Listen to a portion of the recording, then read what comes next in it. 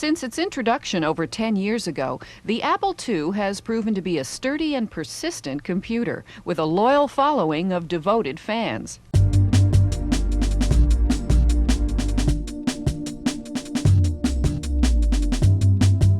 Throughout the 1980s, Apple's silver bullet had been the Apple II computer line, the popularity of which had launched the company into mainstream relevance.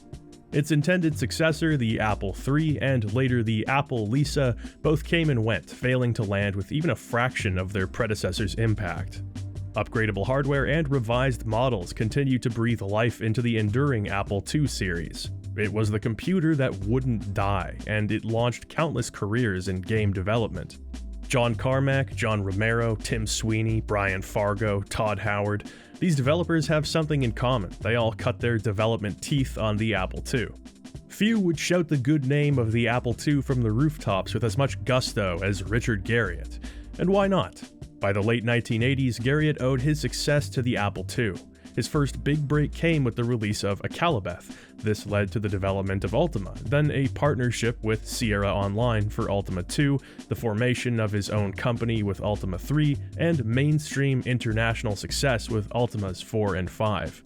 Every one of these games was primarily developed for the Apple II, and over the course of the past decade, the platform hadn't yet let him down. Comparatively, the IBM PC spent much of the 1980s with a reputation as a computer for businessmen and yuppies. Clean-cut, professional, great for data processing. I mean, it's right there in the name. International Business Machines. 3 words you can barely make it through without yawning. The IBM personal computer sold very well, but gamers did not represent a large slice of this demographic. With limited color display, low-resolution visuals, and no dedicated sound card to allow for music playback, to gamers, hackers, and hobbyists, there was no obvious appeal to the IBM PC. That all started to change when the company's second generation of personal computers was launched in 1987, the IBM PS2. This new generation of PCs introduced the Video Graphics Array, or VGA standard. The previous EGA standard would allow for up to 16 color graphics, but VGA was capable of displaying 256 and video resolutions of up to 640 by 480. Needless to say, EGA had been made obsolete, and VGA was about to take the world of personal computers by storm. For a display controller introduced almost 40 years ago, it's pretty amazing that you probably have a few VGA cables sitting in a junk drawer somewhere in your home. IBM took a page from Apple's extravagant Macintosh computer line, introducing a proprietary mouse port as well as 3.5-inch floppy drives to succeed the increasingly outdated 5.25-inch standard. The PS2 wasn't a successful product line for IBM, but it introduced new quality standards that proliferated through the PC clone world. At this time, companies like Compaq, Texas Instruments, Sanyo, and many others were putting their own PCs on the market. While Apple defended its brand, IBM did not use proprietary components, so anybody could manufacture a PC. Despite the IBM logo prominently displayed on every PC case, very few parts come directly from IBM. These IBM PC clones, as they came to be known, were a cost-efficient option and highly modular, which appealed to computer enthusiasts. By the end of the 1980s, the PC market was dominating, representing more than 80% of the computer market share. Commodore, Atari, and even Apple had to acknowledge the writing on the wall. PCs were the future. These IBM clones running the Disk Operating System, or DOS, were proving to be a qualitative leap forward in home computing. Even Richard Garriott, who had long considered the Apple II to be a thing of elegant beauty, had to admit it wasn't long for this world. Origin had spent the year following the release of Ultima V on preliminary work for Ultima VI. Garriott had decided that Ultima's current format had been spent, and it was time for a full engine overhaul. This presented a huge problem.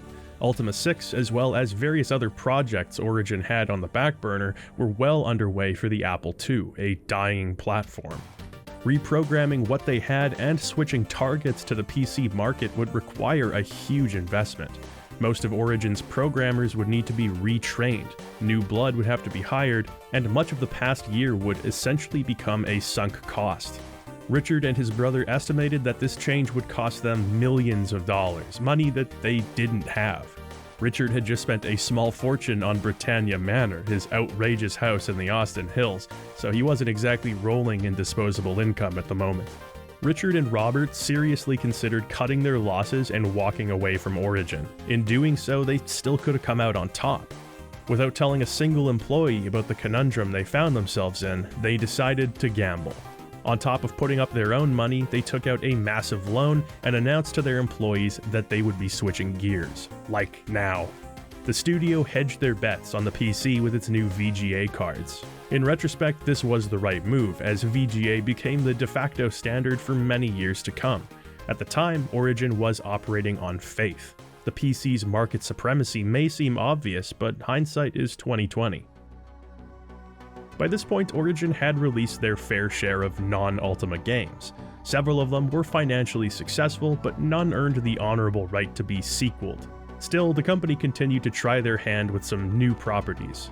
1989 saw the release of several Origin games, with Omega being the most unique. The game sees the player working as a cyber tank designer, using actual programming scripts to develop artificially intelligent tanks. It's an original idea, and one that teaches players actual programming fundamentals. Many players, however, were disappointed with the inability to directly assume control of the tanks. The game was simply too technical to have broad appeal. Tangled Tales: The Misadventures of a Wizard's Apprentice was a somewhat confused attempt to blur the line between graphic adventure games and RPGs. The very same month that the game became available, Sierra Online would release Quest for Glory, which managed to hybridize these genres with far greater success than Tangled Tales, commercial and otherwise. There was also Knights of Legend, a fantasy-themed tactical role-playing game. The game is impressive for the fact that it was programmed almost entirely by a single Origin employee named Todd Porter. In a golden age of CRPGs, Knights of Legend just couldn't quite cut it. Reviews were modestly positive, but it was releasing alongside a slew of strategic simulations D&D games, which dominated the tactical RPG niche. As such, Knights of Legend sold poorly. None of these games were particularly steep investments, so the mediocre reviews and poor sales were like water off a duck's back for Origin. Still, even with some successes under their belt, they couldn't seem to shake their reputation as the Ultima guys.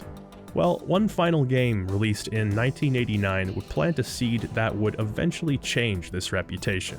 Space Rogue was a project helmed by Paul Neurath, an employee working for Origin on a contractual basis.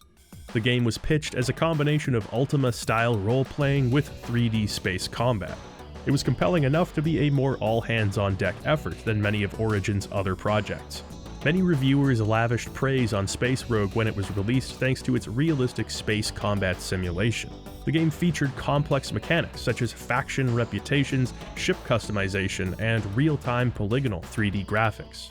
Visuals like these weren't unheard of in 1989, but they certainly weren't common. It was the first time that a non-Ultima game really seemed to be paying dividends for Origin. So they put their space sim on the back burner with the intention of returning to it later. For now, the priority would be Ultima VI. This was a time of flux within the company. Some employees, including alumni Ken Arnold, would quit to pursue other careers. Other employees would find themselves rearranged. Members of the IBM porting team, whose work up till now had been seen as limited in its importance, were now worth their weight in solid gold. They were transferred from the secondary New Hampshire office to the primary office in Austin, Texas. As the only members of staff fluent in IBM's x86 assembly language, Herman Miller, Cheryl Chen, and David Shapiro, better known as Dr. Cat, became indispensable. There were many new hires during this period as Origin systems rapidly expanded. One such person was Warren Spector. Spector had first spotted Garriott in 1985. Origin was establishing a partnership with Steve Jackson Games, of which Spector had been a longtime employee. Garriott met with the suits at Steve Jackson headquarters, and for Spector, Richard was hard to miss. A skinny, black leather-clad Garriott stepped out of his black Mitsubishi Starion, rat tail in tow. Spector thought he exuded a certain eccentricity, perhaps the result of quickly becoming a rock star in a budding industry. The two would meet years later at Armadillo Con. This was a sci-fi convention held in Austin, Texas, a place that both men called home. While Spector lived and worked in New Hampshire, he attended the convention and met Garriott. They found themselves on the same wavelength in a number of ways, mostly regarding games and their design. Each found the other to have novel thoughts on the subject. Perhaps thanks to those conversations, Garriott remembered Spector years later while wrestling with the challenge that was Ultima VI. Spector received a call from Origin asking if he'd be interested in applying for a job. Serendipitously, Spector was planning on returning to his hometown where Origin's offices were located. He enthusiastically accepted. After a brutal 9-hour-long interview, Richard Garriott and Chris Roberts shook hands with Warren Spector, who had now formally entered the video game industry. As the oldest employee of the company, at the ripe age of 33, Spector brought a level of experience and insight to his role at Origin. He had graduated from the University of Austin with a master's in radio, TV, and film. Thanks to his education, Spector's interests encompassed more than just games and pop culture. His scholarship, combined with his love of tabletop gaming, led him to envision games with a level of panache and cultural refinement that Origin, and really the industry at large, just hadn't adopted yet. He was quickly brought on as a key designer and co-producer for Ultima VI. Garriott found he was at his creative best while working with Spector. With similar ambitions and visions of a cohesive fantasy world, they were, as Spector put it later, simpatico. Ultima V's development had seen Garriott abdicate lead programming duties, but Ultima VI would be the first time that he didn't touch a single line of code. With employees more capable of programming than he could ever hope to be, Garriott would be full-time director and designer. Previous Ultima games had an unscaled world map with towns represented by a single tile. The player would step on the tile and be transported to a town map. The avatar's entire party and those of monsters were also represented by individual tiles. Making contact with them would transport the player to a separate battle screen. For all of the steps towards realism they'd made, with NPC schedules and conversations, the experience was one marred by transitions and loading screens. You could never truly forget that you were playing a video game. Moreover, interaction with the game world was limited. Ultima V introduced the ability to move certain objects, a significant step forward in creating something authentic. Still, furniture, clutter, and most items didn't serve a function beyond obstacles for the player. In the real world, everything you see has a property of its own, weight, material, and different possible uses. In matters of creating a realistic and functional world, Spector could not have been a better cohort. He had long been enthralled with the idea of eschewing singular solutions in games and allowing for simulation to provide the answers. As he called it, a possibility space, where, much like tabletop games, players would have similar goals, but in pursuit of these goals, each would have unique experiences and stories to tell. Of course, technology had not yet caught up with these ambitions. Still, they knew in which direction they would be taking Ultima VI. Warren penned formal design documents, the first of their kind for an Ultima project. For Garriott, whose methodology was chaotic and disorganized, design documents would have seemed superfluous, a waste of time. But with a growing employee base, increasing aspirations, and a need for vision, the company's methods required uniformity. Spector's design docs represented a growing up of Origin systems. It had only been a few years, but their scrappy background as a couple of fellas in their parents' garage was long in the rearview mirror. Their day-to-day operations would need to reflect that. The process of making Ultima V had been smooth and, relatively speaking, problem-free. But the development of Ultima VI was a period of immense stress for everybody. They had set a rough release window of March 1990. It was now December of 1989, and there was still so much to do. Origin had entered full-scale crunch mode. Staff would spend 100-hour weeks in the office, with Garriott having gone months without shaving at this point. Playtesting, which was once a matter of following instructions, became exponentially more complex. Garriott, who operated in a constant state of near panic at this time, estimates that the team spent roughly 80% of its development time just getting the new engine to work. Thankfully, the implementation of a world editor allowed employees to create complex landscapes and dungeons without needing to know a lick of programming. This made the actual construction of the world itself far more efficient than in previous games. Against the odds, on February 20th, 1990, Ultima VI: The False Prophet went gold. It was released a month and a half later on April 5th. The cover of False Prophet depicts the victorious avatar, bathed in holy light, triumphantly standing atop the body of a demonic foe. Included within its box are the customary feelies, including, to nobody's surprise, a cloth map of Britannia. When compared to earlier series maps, there are some key differences. On top of the geography more accurately reflecting the in-game world, the overall level of detail is much greater, portraying forests, islands, and cities. Also included is an Orb of the Moons. You may remember this as the artifact that Lord British used in the ending sequence of Ultima V to exile Lord Blackthorn from Britannia. Well, now you too can exile your most dastardly Lord Regents to lands unknown, because you have one. There's also an insert entreating the player to join Richard Garriott's cult. Actually, it's a contest entry form, with the prize being a chance to become an NPC in the yet-to-be-released Ultima VII. Oh, damn, it ended on March 31st, 1991. I had my photograph ready and everything. If you were lucky enough to get your hands on the special edition, which was available by pre-order only, your box would be signed by Richard Garriott and artist Denis Loubet. You'd also get a limited edition cassette tape of Garriott's musings over the development of the Ultima series.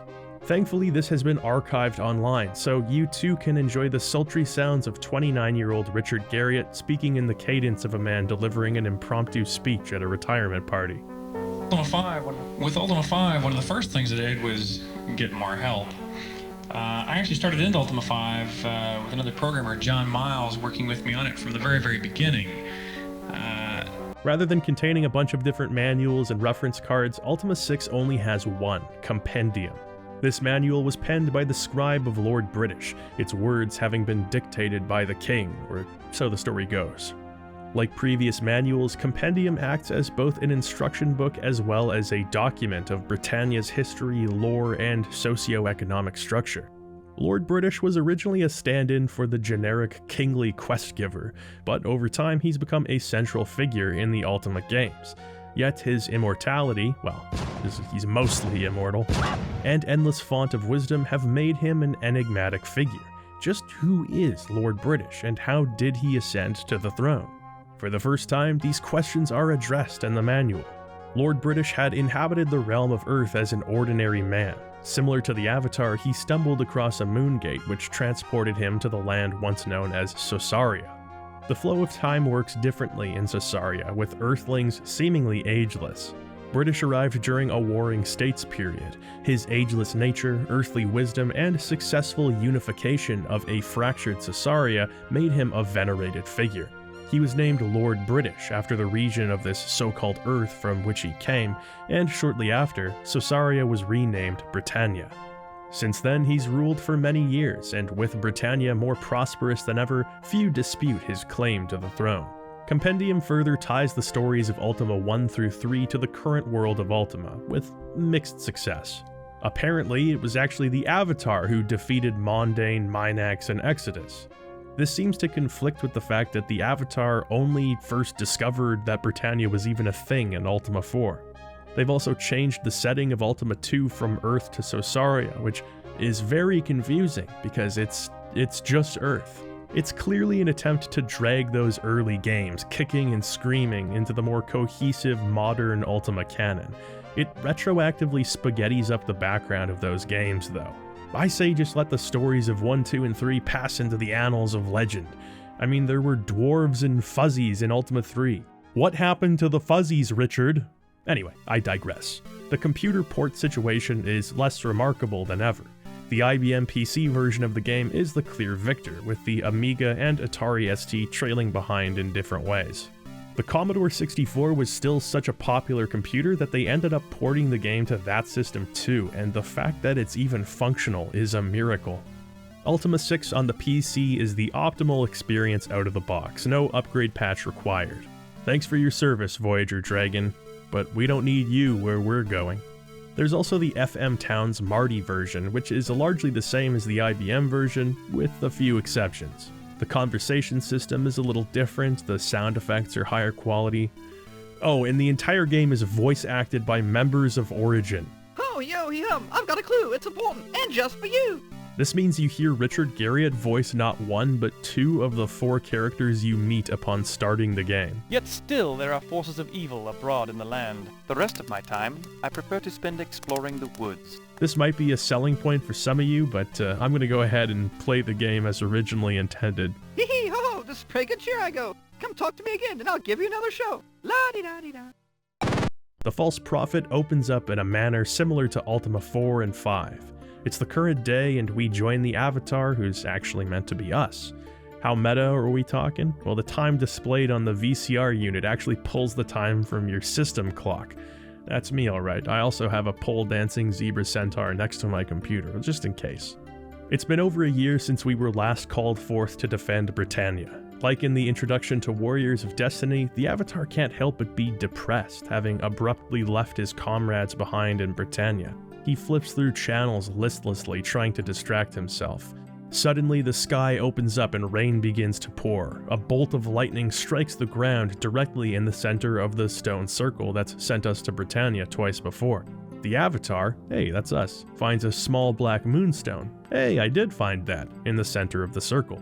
Raising the stone, a red moongate appears before us. Hey, it does. And with some hesitation, the Avatar walks with a joyous swagger into the center of the moongate.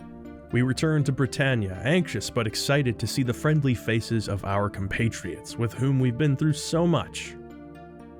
I think I got the wrong moongate. A group of demonic-looking creatures seize the Avatar, tying him to a stone altar. The group chants with bloodlust as one among them recites a ritualistic incantation, preparing to plunge a dagger deep into the Avatar's heart. Suddenly, a red moongate rises. From the commotion, a crossbow bolt flies into the head of the demon. Our friends arrive. Dupre, Chamino, Yolo, big smiles, everybody's happy. Without delay, the Avatar is freed and all four of our heroes jump into the moongate moments before it closes. This opening cutscene was a spectacular showing of what the PC was now capable of. John Miles, who had taken on lead programming duties in Ultima 5, was now exclusively in charge of programming the two scenes bookending Ultima 6.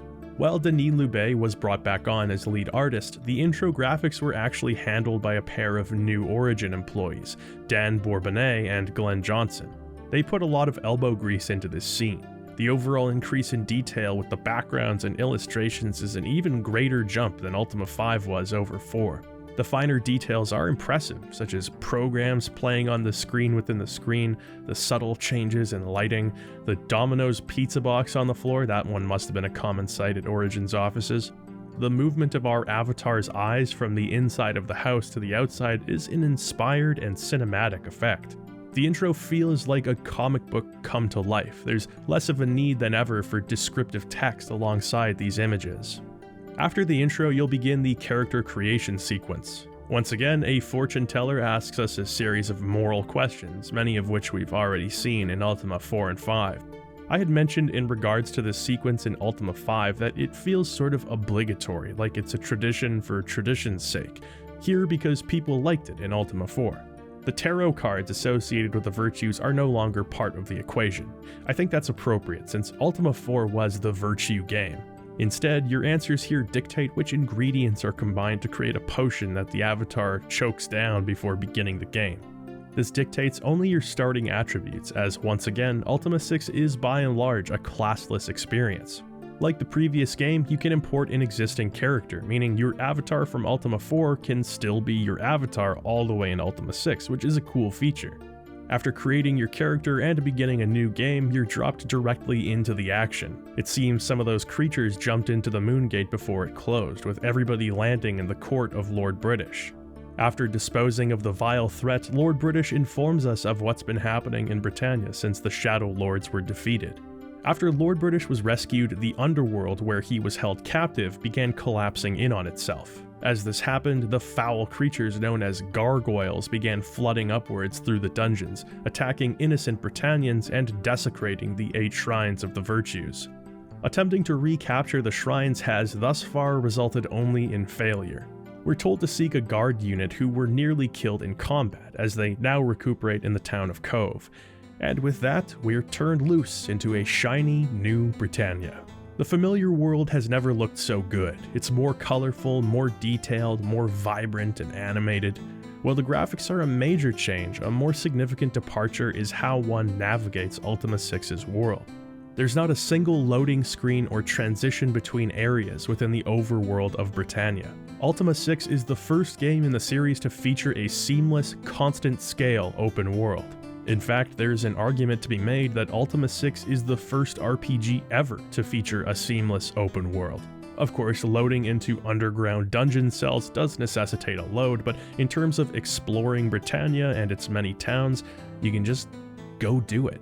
This causes a massive ripple effect in how the various aspects of the game work. There's almost not a single part of Ultima that isn't affected by the change to a seamless experience. From the very beginning, each entry in the Ultima series was made in an attempt to wrench itself free of the abstract video gamey elements that characterized CRPGs. This would be the biggest leap towards the dream of realism that the series had taken yet. First of all, character control has been greatly streamlined. For the first time in Ultima history, the game was designed for use with a mouse. Yes indeed, the entire game from movement to character interactions can be controlled with a cursor. This means that you can move diagonally. Huzzah! With this addition comes a significant change to the game's interface. Beneath the main play window, you'll see— oh yeah, that's me in the top right corner. Don't mind my stupid face. You'll see a command bar with each button representing a potential action your character can take. The character you're controlling will interact in the specified way with whatever you click on in the game window. This interface was reportedly influenced by Chris Roberts' Times of Lore.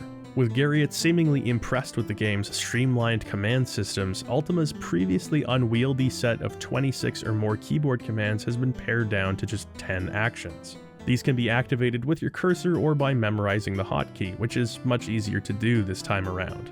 In previous series games, each command, readying equipment, boarding a ship, disembarking from that ship, opening a chest, jimmying a lock, each one would have its own dedicated key.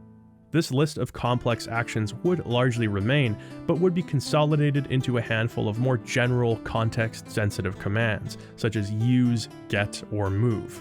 It's hard to imagine this wasn't inspired by recent adventure games, such as Lucasfilm Games' Indiana Jones and the Last Crusade and Maniac Mansion. Players would engage with the game using verb-based commands, just like Ultima VI. In simplifying the potential actions one can take, the player is encouraged to experiment, rather than having to cross-reference an exhaustive list of keyboard commands and accidentally yelling at the inn every morning. The world here is also far riper for that experimentation. Ultima VI was developed with the goal of making the world feel real. The single biggest advancement made here is the player's increased ability to engage with their environment in realistic ways. To put it simply, Ultima VI was developed as a sandbox, giving players tools with which they could invite a level of creative problem solving or simply sheer chaos that had never been possible. Previously, objects in the environment served either as containers for treasure or as obstacles.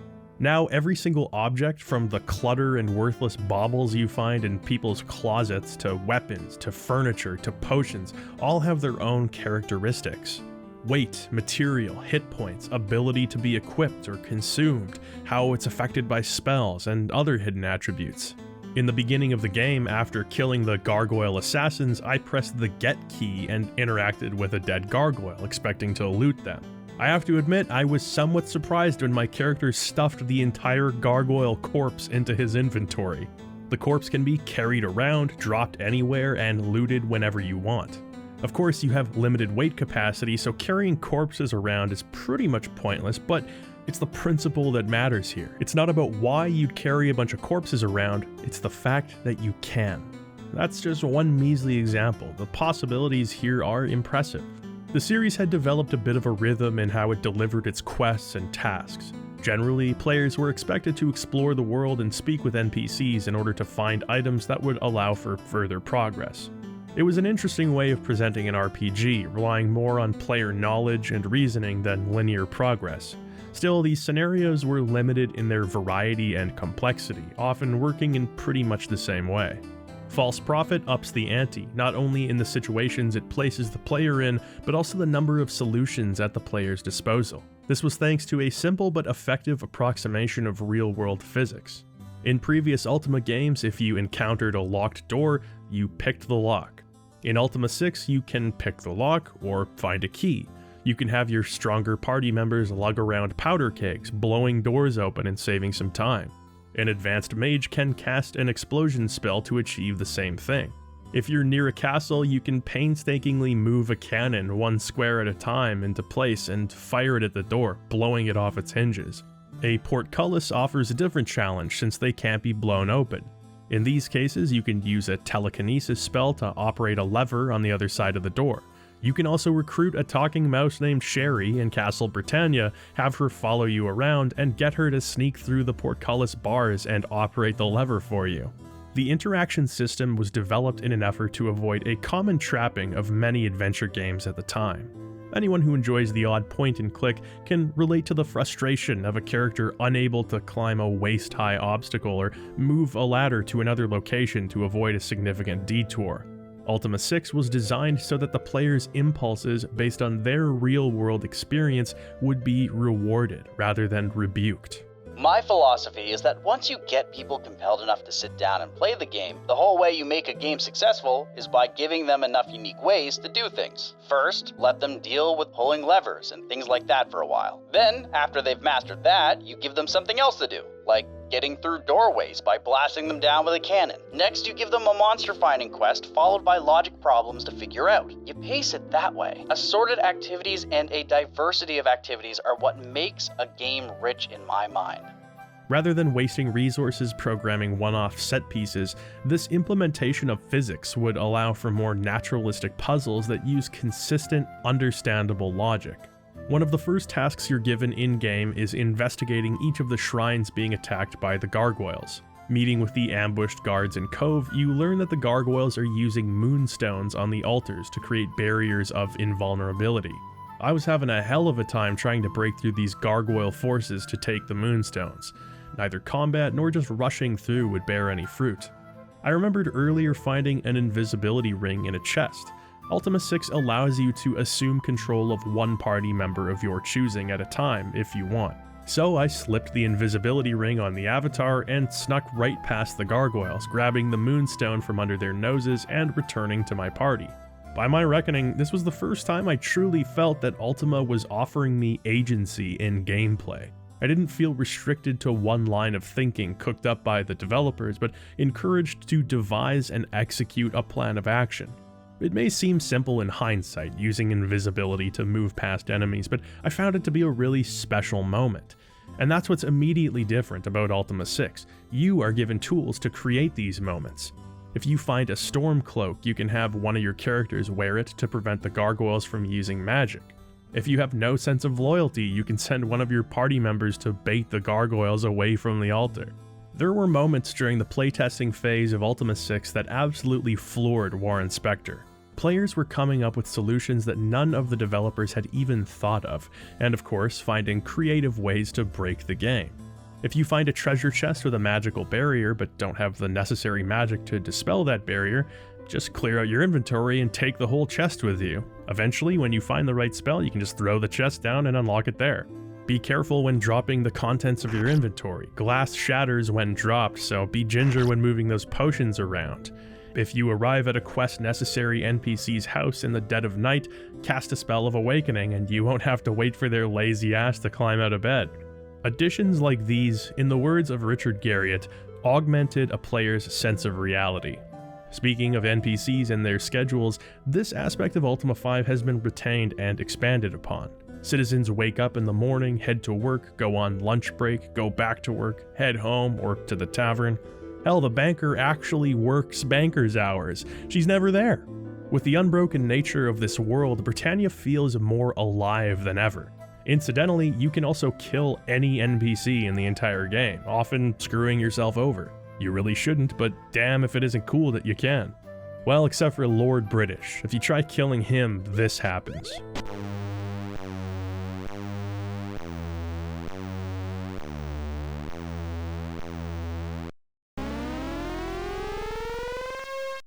I'll get you, you son of a bitch. If you're a particularly powerful mage, you can even use your resurrection ability. The obvious use for this is on your own incapacitated teammates, but you can bring NPCs back to life too. No hard feelings, right fellas? The conversation mechanic introduced in Ultima 4 has been both expanded upon and simplified. With increased memory capacity, conversations were able to be much longer than in Ultima 5. This adds a level of depth and character to the game's prose that those previous games had lacked at times.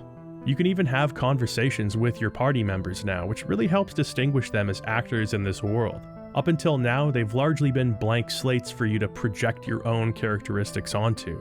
Now, Dupre will pal around with you. Yolo will tell you stories, making Dupre uncomfortable because most of them are embarrassing for him. Chamino will quietly muse about the forests where he spends his time. If the right combination of characters is in your active party, they can even banter with each other. There's a much stronger feeling of camaraderie here, and the adventure is all the better for it. Within conversations, important topics of interest are now highlighted in red. This lowers the burden on the player to memorize and type out every possible topic in dialogue. There are still some secret words or topics that you'll be rewarded for bringing up on occasion. As mentioned, the presentation of Ultima VI has had a major overhaul. No longer are character tiles black squares with characters inside of them.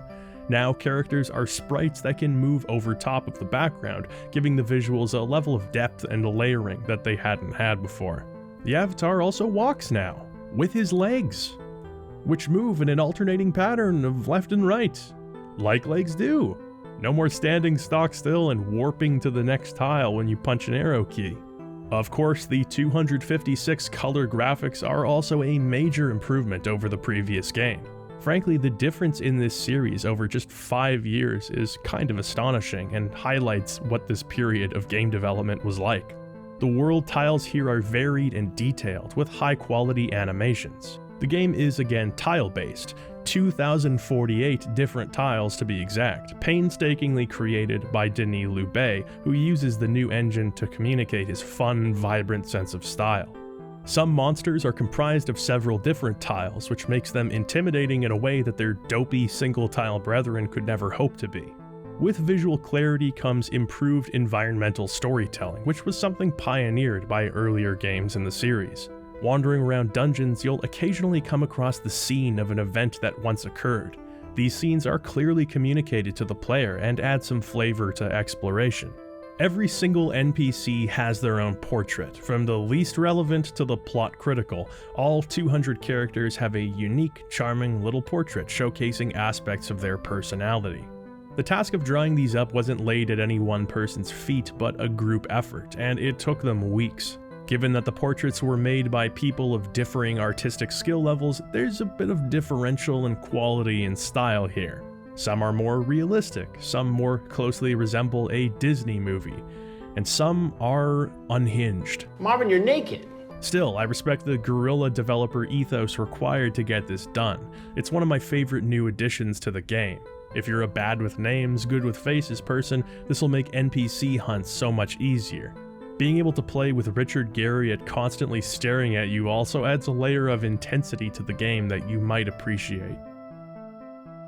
I'm gonna go ahead and close that window now. The viewing angle this time isn't strictly top-down, but an oblique projection angle. Effectively, it works the same way as top-down graphics, but shows multiple faces of objects to create the sensation of 3D depth.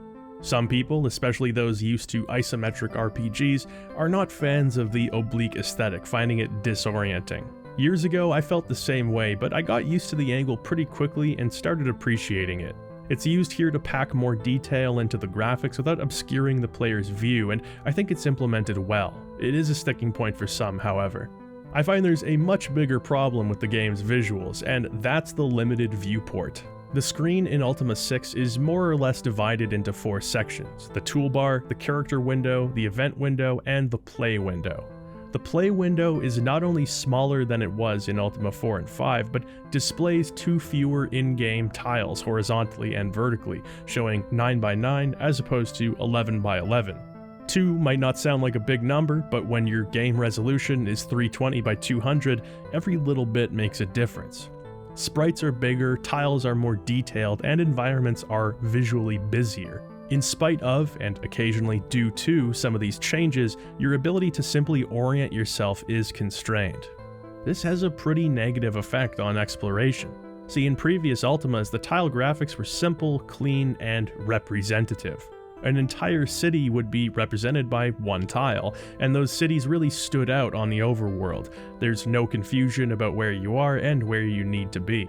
Ultima VI, on the other hand, does not have symbols or singular tiles representing points of interest. Your only clue that a city might be nearby is spotting some farmland or a few sporadic houses on the outskirts of a city.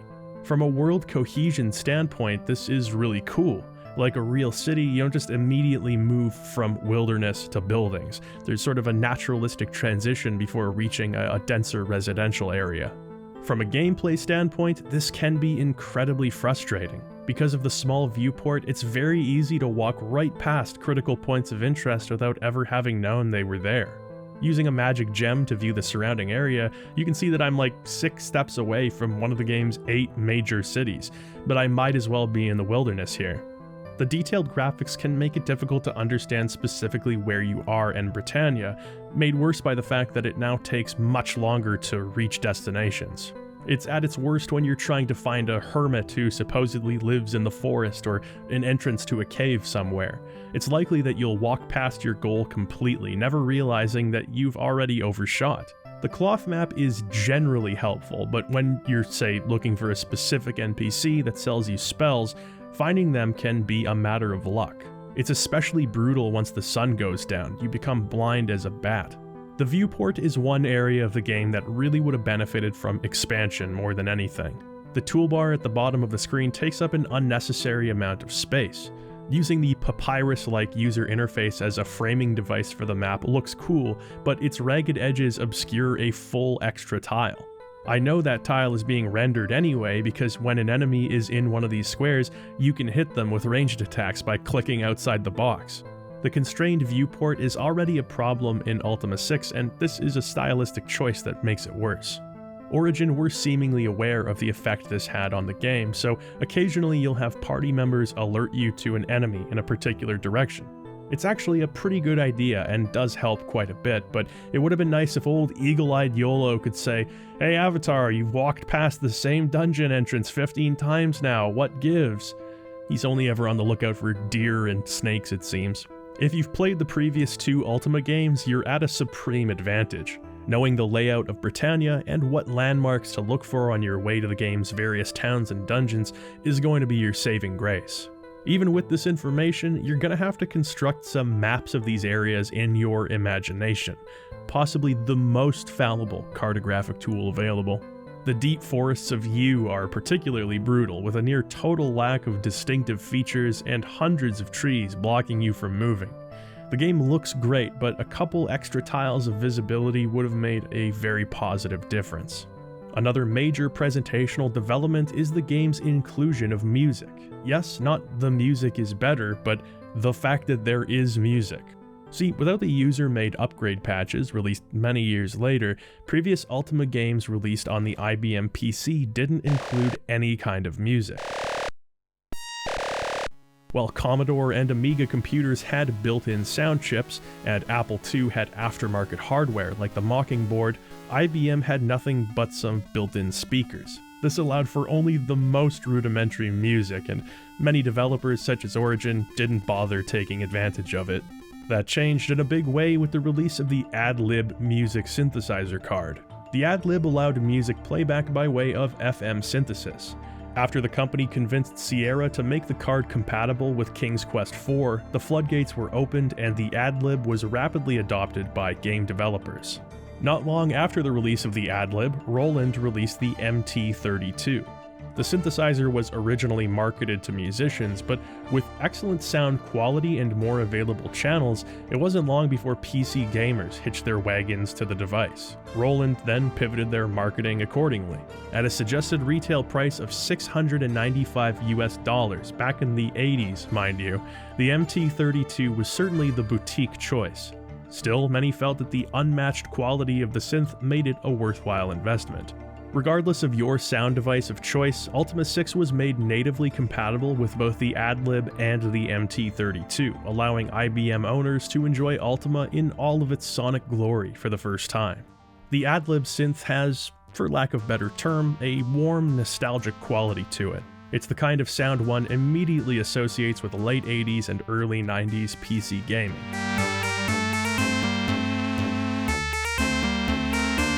Every digital beep and boop can be picked out from its crunchy FM synthesis.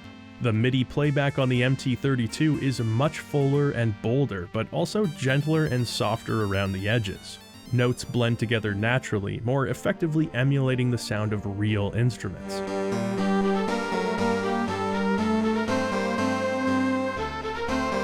For my money, the MT32 is a more pleasant listen for long periods of time. The AdLib certainly has its fans though. With Ken Arnold having left to pursue a career at Dell, the Ultima series found itself in need of a new composer, and they would find one in Todd Porter. Having primarily worked as a programmer at Origin, they found that Porter, the nephew of country music legend Chet Atkins, was quite the composer and guitar player. The differences in his composition style from Ken Arnold are immediately evident. Ultima 6 has some of the series' very best tracks, and Porter is responsible for most of them. Not to diminish Ken Arnold's incredible work, but with many of his compositions having been reused for years now, new blood was just what this soundtrack needed. Alongside the game's intro cutscene plays Can't Remove the Pain, an unforgettable, melancholic track that does more to communicate the Avatar's wistful state of mind than words could ever do.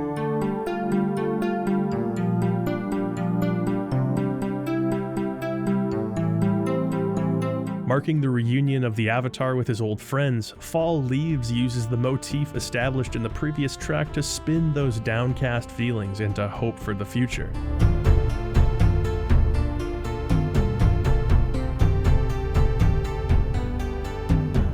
Even the song that plays during character creation, a one-off song that is never again used in the game, is so wonderfully emotive.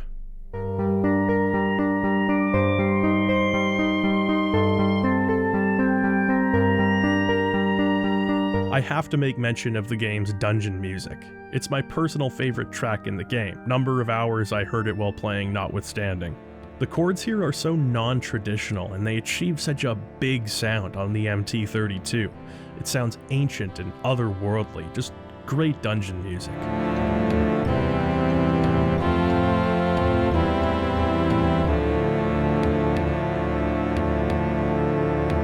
Herman Miller, who was in charge of writing the code relating to character movement and combat, would also translate these compositions into a readable format. Miller and Porter's work is so integral to the quality of Ultima 6's presentation. However one feels about Ultima 6, most can agree that it's got a killer soundtrack. While the sound quality is a big step up, there are some issues here that hold the game back. Starting with the lesser of these, the quality of the sound effects in the game are pretty bad. Many of them seem to be ripped straight from Ultima V, and they weren't even particularly great in that game. It often sounds like the audio is glitching, when in reality it's supposed to be the crackle of a fireplace or the sound of a nearby fountain. Secondly, the music playback is frustratingly inconsistent. Speaking with an NPC or interacting with an object will cause the music to stop and then restart. Except it's always a different track, and the music changes even if you can't speak to or interact with your target.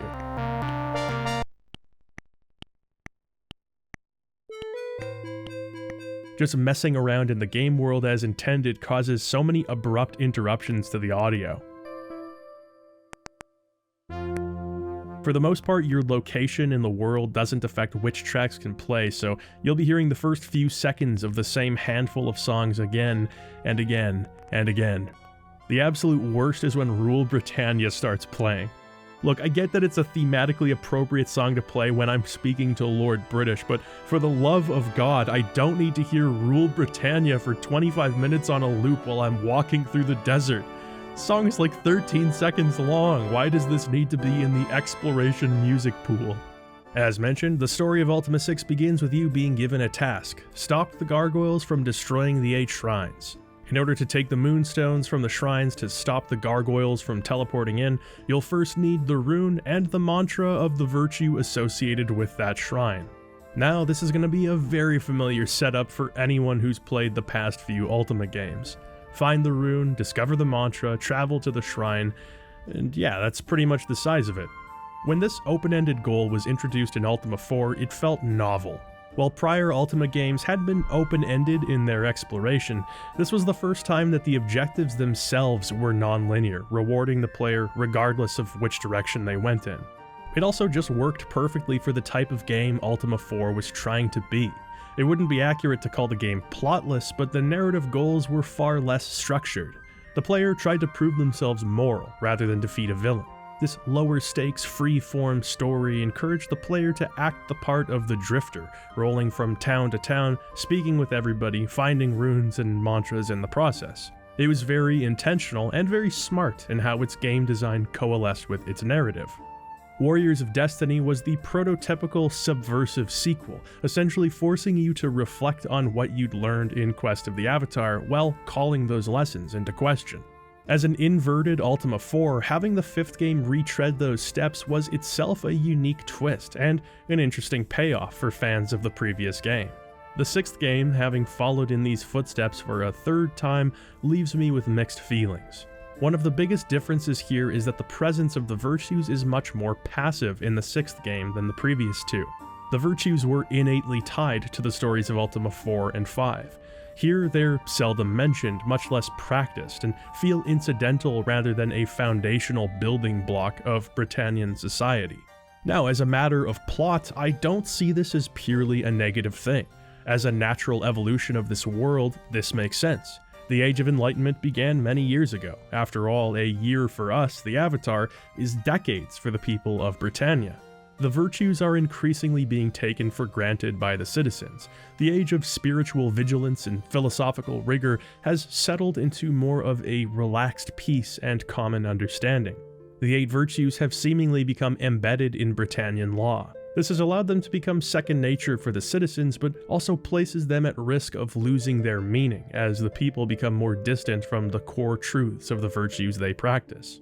There is a karma system in this game which judges the player for stealing or murdering, but it doesn't affect much beyond the price of goods from shopkeepers.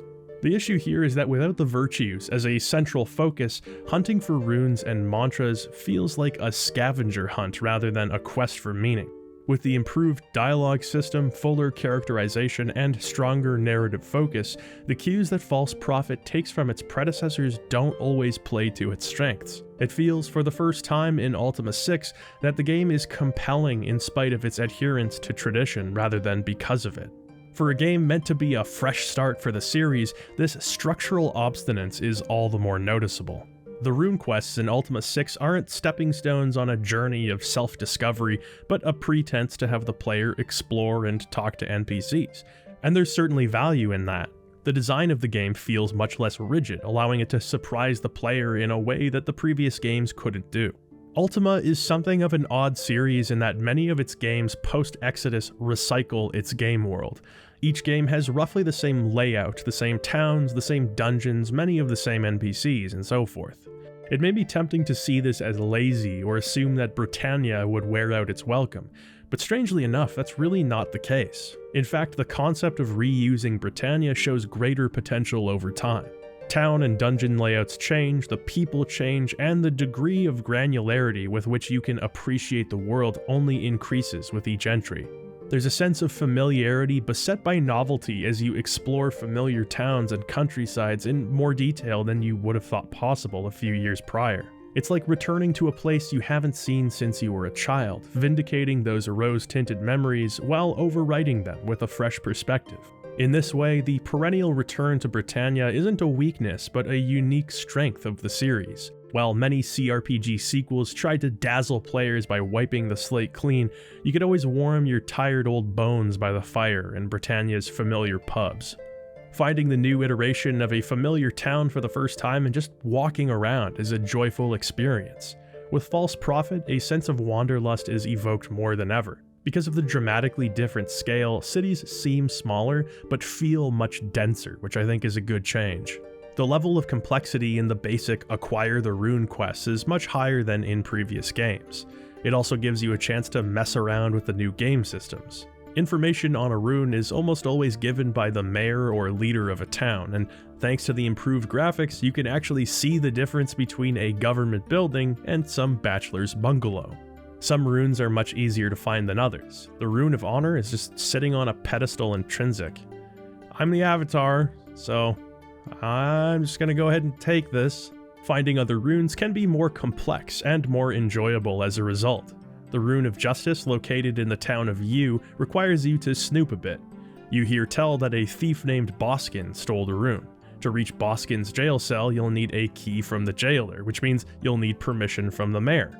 What follows is a back and forth with you acting as a liaison between Boskin, who pleads innocence, and the mayor, who is convinced that Boskin is an irredeemable scumbag. Ultimately, he gives up the location of the rune, underneath a potted plant in the nearby pub. This aspect of the game has been carried over from Ultima 4 and 5. That is, if you already know the mantras, which I do, and you already know where the runes are, which I don't, you actually don't have to go through the rigmarole to hunt them down. You can use your inexplicable avatarly wisdom to find them, cutting the game's runtime down significantly. This often leads to situations where you'll accidentally find critical items out of order. I sailed to the ruins of Blackthorn's castle to see what became of the place. There I found the wizard Sutek, who played a role in Ultima V's story, performing experiments on some very unfortunate animals. I should have known things weren't right when I had to fight my way through a brood of angry rabbits to get there. Deep beneath the castle, I found the body of a man carrying a document titled Balloon Plans. I've played enough Ultima to know that this will probably come in handy later. The Rune of Sacrifice is being kept by the Guild of Artisans in the port town of Minok. The guildmaster agrees to give you the rune, but only if you join the guild. To join the guild, you must craft a set of panpipes, learn to play the song Stones, and answer a copy protection question. For those who don't know, piracy was a thing even back in the day. Developers would often have characters pose questions to the player, the answers to which could only be found in the legally acquired manual. As jarring as it is to show up in Britannia and have Lord British say, "What creatures are wisps often mistaken for?" before even saying hello or good to see you, I do appreciate that they tried to keep it diegetic. Anyway, crafting the panpipes is a quest in itself. You first need to track down a lumberjack near the city of Yu and buy a log from him. Then you head to the sawmill outside of Minok, built beside a river so it has a functioning water wheel like a sawmill would. And you know I've been playing a lot of very old CRPGs when that impresses me. The sawmill operator cuts the log into a board, you bring the board to Julia, your old pal from the previous games, who then carves the board into a set of panpipes. Then you've got to play stones. You do remember to play stones, don't you?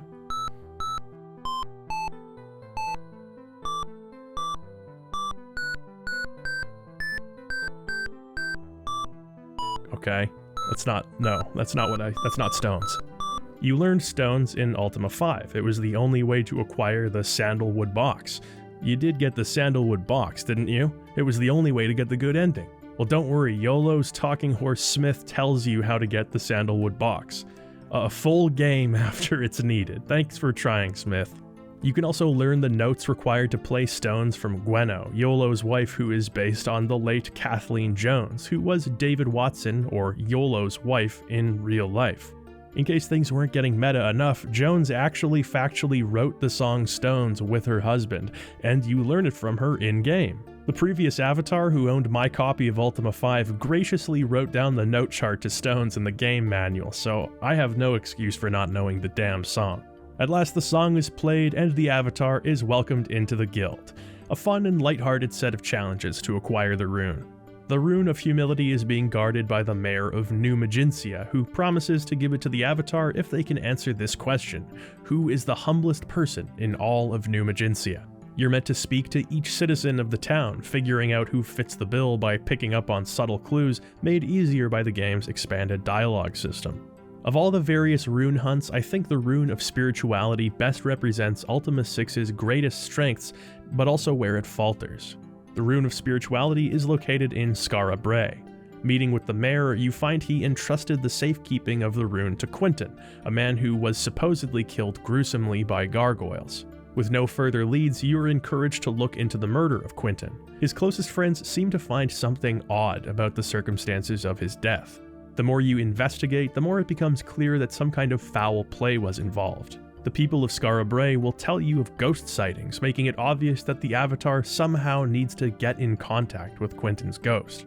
At last, you find his forlorn spirit wandering the shores, but you're unable to communicate with him. Who did it? How could this have happened? It's a compelling section, playing to the game's strengths. The dialogue system has always been conducive to this investigatory style of gameplay. With the game's new object manipulation system, there's more tools than ever to spin a ripping yarn. You can move objects out of the way to find new clues. A woman says the ghost only visited when the lights were out, so I waited until night and interacted with the candles to make the room darker. It didn't work, but I like that it was a realistic enough possibility for me to try. I also love that they took a relatively minor plot point from Ultima IV, that being the haunted Skara Brae Inn, and just ran with the idea of this island being tied to the supernatural. Origin understood better than many developers that the building blocks of a great RPG stretch far beyond loot and combat. In order to effectively play the role of your character, you need to care about what you're doing. This means introducing you to characters, giving you a variety of quests and objectives to complete, and allowing you to become an active participant in this fictional world rather than a distant bystander. There's only one problem here. Quentin's murder can't be solved in Ultima VI. When asked about the rune, Quentin's daughter all but tells you to check the basket in her house, and there it is. Rune found, case gone cold. Somewhat anticlimactic, I would say. The various clues, the extra dialogue, and the existence of a seance spell which serves no purpose in the game all point to Quentin's murder mystery being unfinished content. This confused so many players that later the same year, Computer Gaming World magazine would include a write-up informing players that the murder couldn't be solved. Ultima VI is a little too big for its britches. Interesting asides often abruptly end before they've really had a chance to get going.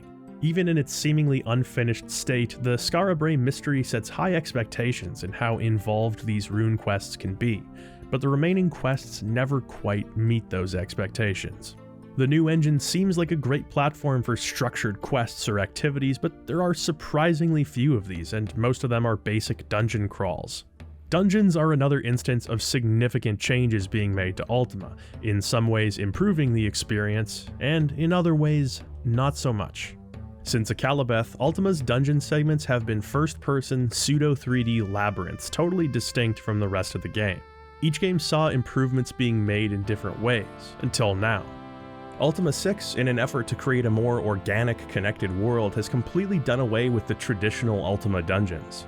Now, dungeons are navigated in exactly the same way as the overworld, same perspective, same gameplay. The change in style here has far-reaching effects on the game, and untangling the ways in which this change is better or worse is not an easy task. It certainly makes for a more cohesive and evenly paced experience. Entering a dungeon doesn't necessitate the same kind of preparation and isn't a drastic change from just wandering the overworld. It was also a necessary change. Carrying over the new item manipulation system to a totally different first-person space would have been impossible. In the name of creating a more holistic game space, the change was necessary, but not without its cost. Namely, the uniqueness of dungeon crawling in previous games has been sacrificed. Each game mode had its place in prior entries, lending some variety to the game and separating Ultima from many of its contemporaries. Dungeon crawling here no longer feels like a feature, and more like a change in window dressing. One of the primary issues with Ultima VI's dungeons is that the vast majority are aesthetically identical. Across the 10 or so main dungeons, only one or two, with a real loose definition of dungeon, are not simple red caves. Some of these dungeons are given loose themes, such as catacombs filled with grave alcoves, or the spider's cave having webs that need to be slashed away, but it's pretty minimal. Mechanically, these dungeons are generally quite dull as well, with a few exceptions that we'll circle back to later. They're simple mazes with a correct path, various wrong paths, and occasionally a path that leads to treasure. Every so often there'll be a magic field for you to dispel or some traps that you'll have to detect and move, but again, these aren't really much more than equipment checks. I'm not going to sit here and tell you that Ultima 4 and 5's dungeons were the be-all end-all of dungeon crawling. Their layouts were fairly simple too, and there wasn't a lot of visual variety here either, though that did begin to change with the 5th game. The difference primarily is the creativity of the dungeon rooms. Starting with Ultima 4, dungeons were comprised of many different rooms which would offer bespoke combat challenges or simple puzzles to solve. These would range from the bare basic to genuinely clever in their design. It was always exciting and sometimes nerve-wracking to see what challenge awaited the player in each new room. Within a pretty limited framework, these dungeon rooms and the layouts of the dungeons themselves did a good job of giving each dungeon a distinct theme. Prisons, mines, monster lairs, certainly nothing too out there, but just a little extra flavor to sell you on the world. Thanks mainly to the lack of these rooms, dungeons in Ultima 6 don't pack nearly the same creative punch and feel as though they're a far less emphasized aspect of the game. Dungeons aren't the only element of Ultima 6 that have been changed in the name of cohesion. Combat has been altered significantly as well, though in this case I think it's largely for the better. Now you can engage with enemies anywhere they appear. You press the B key to initiate combat mode and can do so even if there aren't enemies on screen. This is already quite a big change, given that every Ultima post Revenge of the Enchantress has featured separate battle screens for combat. Your allies are now AI controlled, allowing them to act on their own as you control only your avatar. You can change their behavior from aggressive to defensive to cowardly and so forth. The party now follows you around, which gives them a physical presence in the game that they had previously lacked. Their pathfinding in passive situations is usually pretty good, but their intelligence in battles is questionable. Thankfully, the game lets you toggle player control for any or all of them, which is what I opted to do. The game operates on a tick system, with each of your movements or actions representing the passage of time, as denoted by the in-game clock. Basically, every time you do anything, a couple of minutes pass. What combat mode does is either engage your party's battle AI or allow you to exert control over them in a turn-based style. In that sense, the combat is similar to previous games. Everybody gets a turn, which can be spent moving or acting.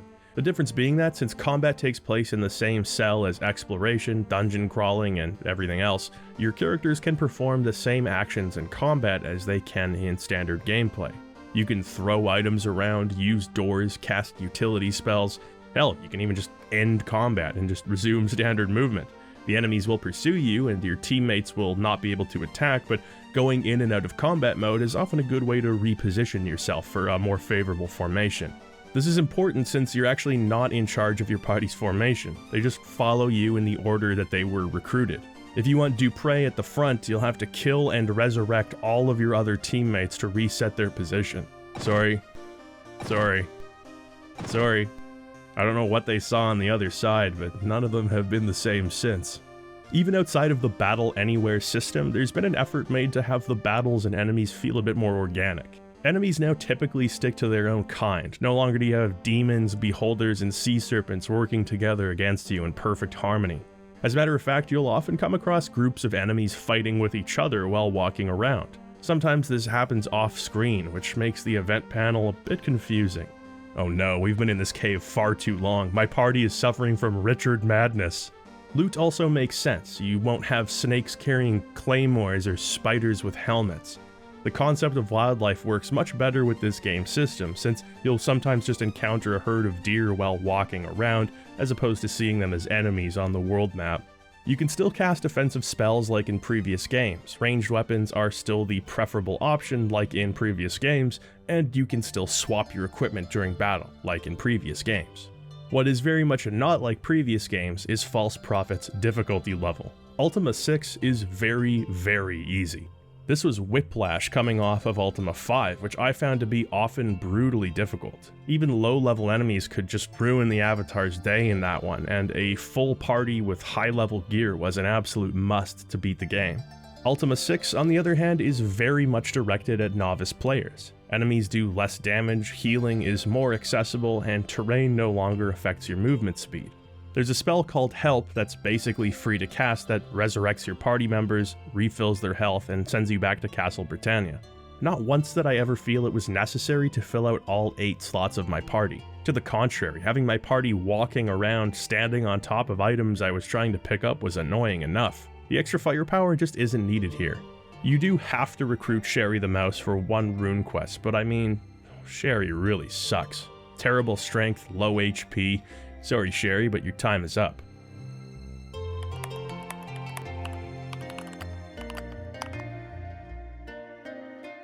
You know what?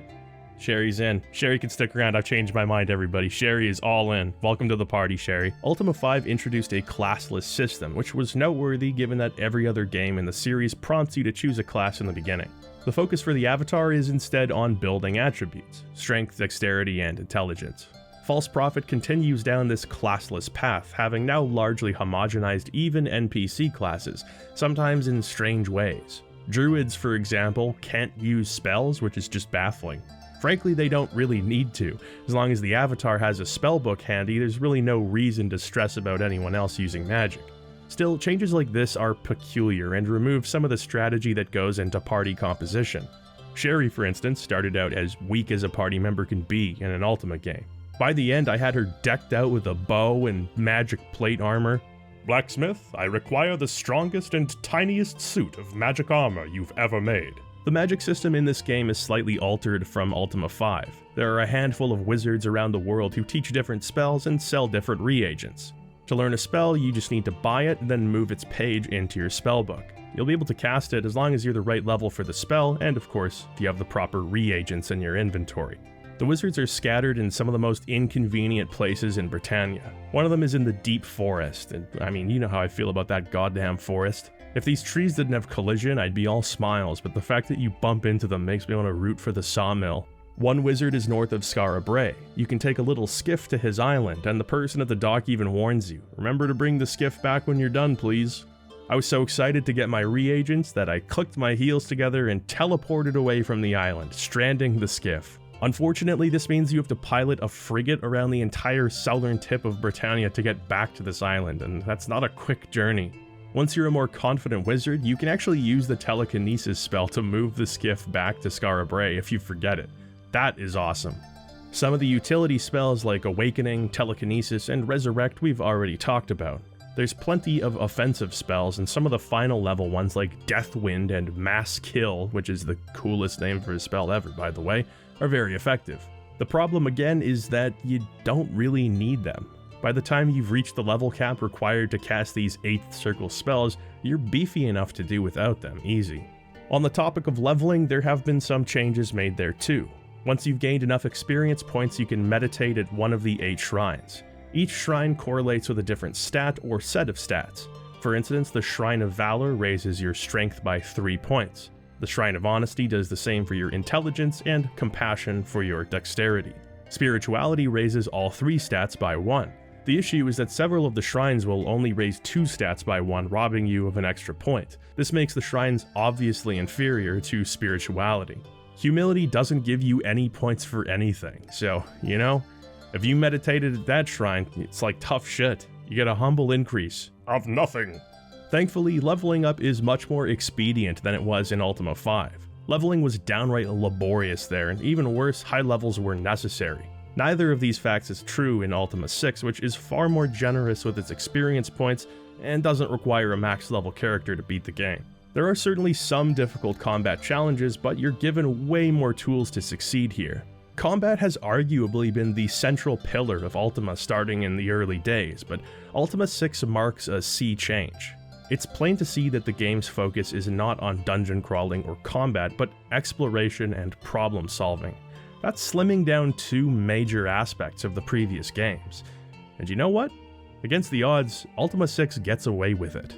It so successfully manages to collapse all aspects of gameplay into this one neutron star that there's very little phantom pain where those aspects used to be. Further taking advantage of this exploration focus are the side quests of Ultima VI. Prior games had some side activities, but nothing substantial enough to be called a side quest. The 6th game brings side quests to the table, albeit not in great numbers. The vast majority of these will have you exploring different dungeons, some of which have some pretty great loot or reagents to find. There's the Cyclops Cave, for instance. I love how the screen shakes when a large enemy is walking around nearby. That's a charming effect and a nice telegraph that you're about to fight a giant.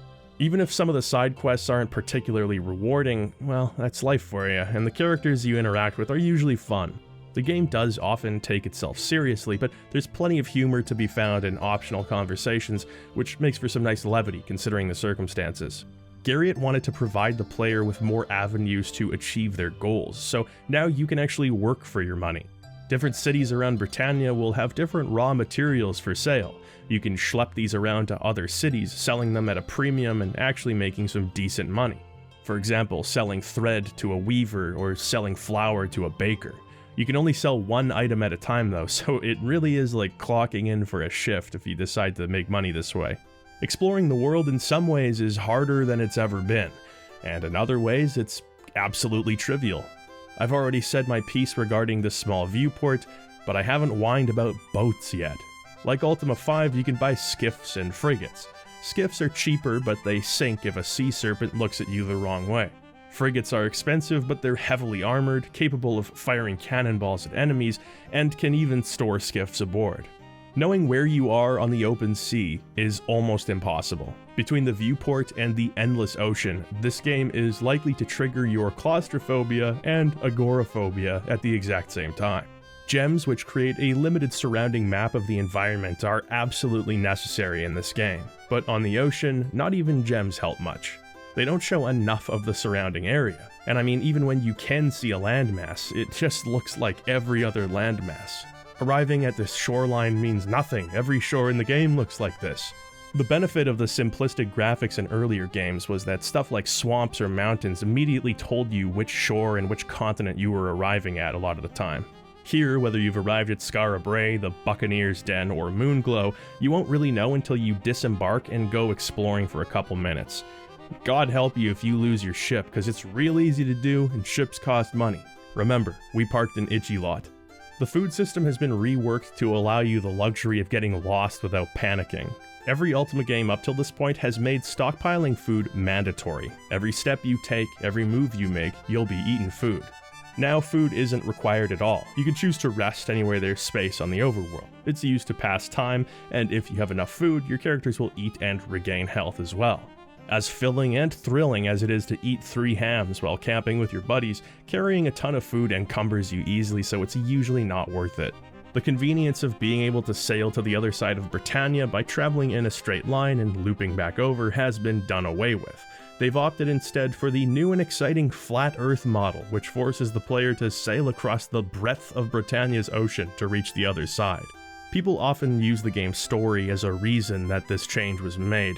More on that in a bit, but even despite that, it's an odd change that only makes sailing less enjoyable. Finally, you've got horses, which as far as I can tell don't really serve a pragmatic purpose in Ultima VI. They're not really much faster than walking, and like your boat, you have to remember where you left them when you dismount.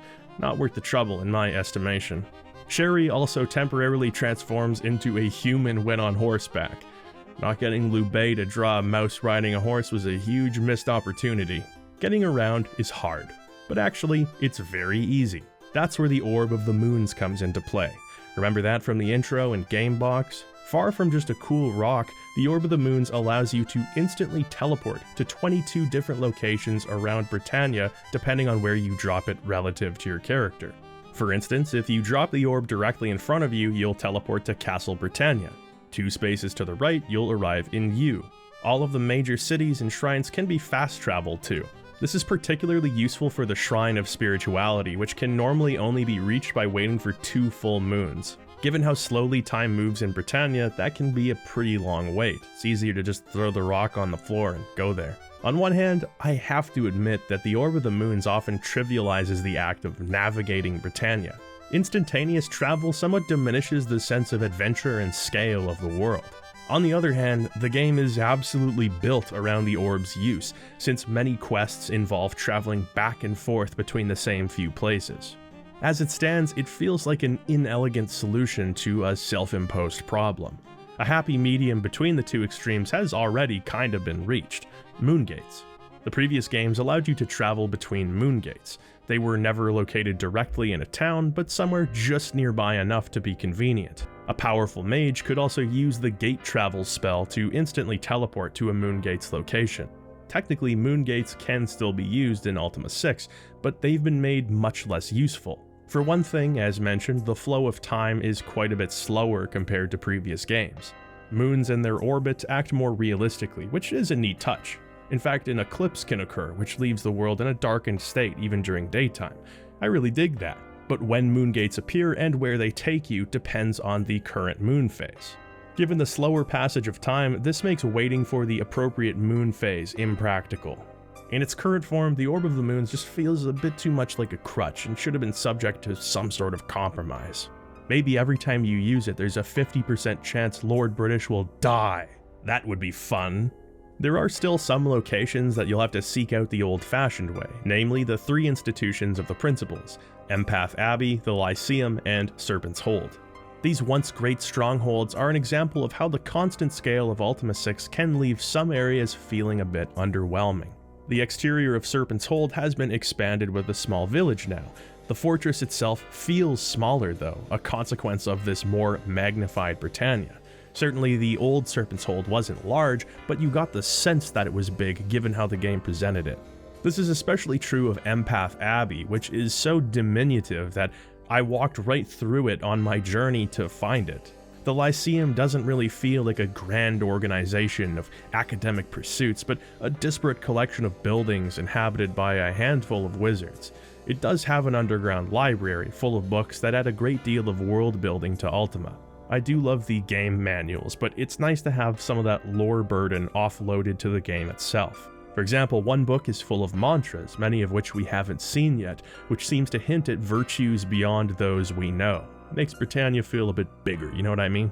Some characters will ask you to find books in the Lyceum and reward you for your efforts. One such character is a wisp, which establishes communication with the Avatar for the first time. Well, not without a fight. This slippery bastard is programmed to move away from your active character, so you actually have to corner him in the woods.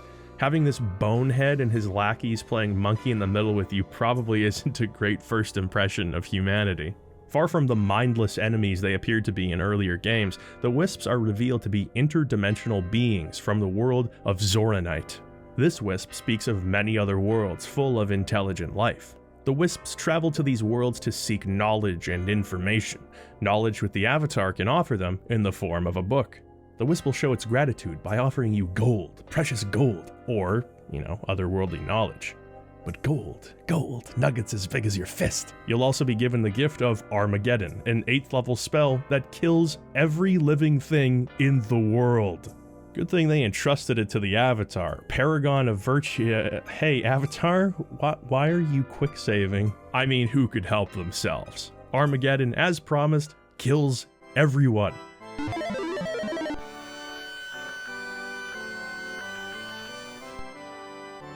Townsfolk, animals, your own party members are sent to purgatory, leaving behind a pile of clothes like they've been raptured. Britannia becomes one enormous ghost town, and in all honesty, it's a pretty chilling sight. However, one has survived. In every game, Garriott attempts to make Lord British invincible. In every game, players come up with creative ways to kill him. It became a game of cat and mouse. Find a way to break the programming and kill Lord British. In honor of this most esteemed tradition, I, the Avatar, shan't rest until I am the last living person in all of the Britannic Isles. As mentioned, attacking Lord British will cause him to send you through a portal that resets his health. Man's got a zest for life that transcends the laws of our universe, so we're gonna have to get creative. Alright, 3 powder kegs ought to do it. Hell, let's make it 4 for good measure. The king is dead, long live the king! Damn. If you won't go out with a bang, perhaps you'd prefer a slow death, eh, British? Yes, chip away at his health until he pardon me. Someday soon, you'll take a breath, and it will be your last. And when that happens, I'll be there, watching as it all comes crumbling down. Sleep well you can, dear king, and dream the dreams of a man unaware of his impending demise. For dreams are a luxury of the living, which you shan't soon be among. Indeed, it will... Could you please slow down? Alright, the poison, it's not panning out, but that's okay. There's always plan C. You know what C stands for, don't you? Surely he's not immune to a cannonball in the face. Oh, king! Someone's here to see you! Oh, you gotta be kidding me. He's just casually eating his 17th consecutive poisoned meal while his entire kingdom is dead. Man is just going through the routine. It's like a commentary on grief, almost. Prepare to meet your maker, you royal rat. Oh no, come on. Cannonballs even? Listen, you son of a bitch, I spent all day collecting every powder keg in the kingdom. If this doesn't kill you, I call shenanigans.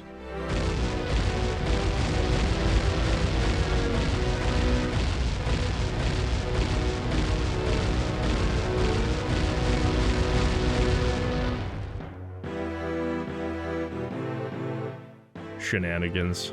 My last-ditch effort, the glass sword, the fabled sword which can slay any foe with a single swipe of its blade, but its crystalline edge will shatter forever once used. I was really hoping to see the fear in your eyes as I did this, but what the hell, let's give it a try. Hey! I got him! Not before he yelled for help, apparently. Help! But I got him. I'll just move him out of his bed. Okay, that's unsettling. Rigor mortis kicked in really quick here. Give me that serpent medallion, for I am the new king. I had a lot of ideas, and most of them didn't work, but one of them did, and that is a microcosm of what makes Ultima VI so damn cool. Time to wash away the guilt with a quick load.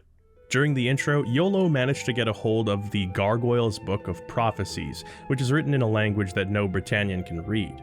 While the runic language developed in Ultima V takes a back seat here, Gargish is an entirely new language which actually has logic to it. It was developed by Herman Miller rather than Garriott himself, and works similarly but just romanizes the words rather than translating them directly to English.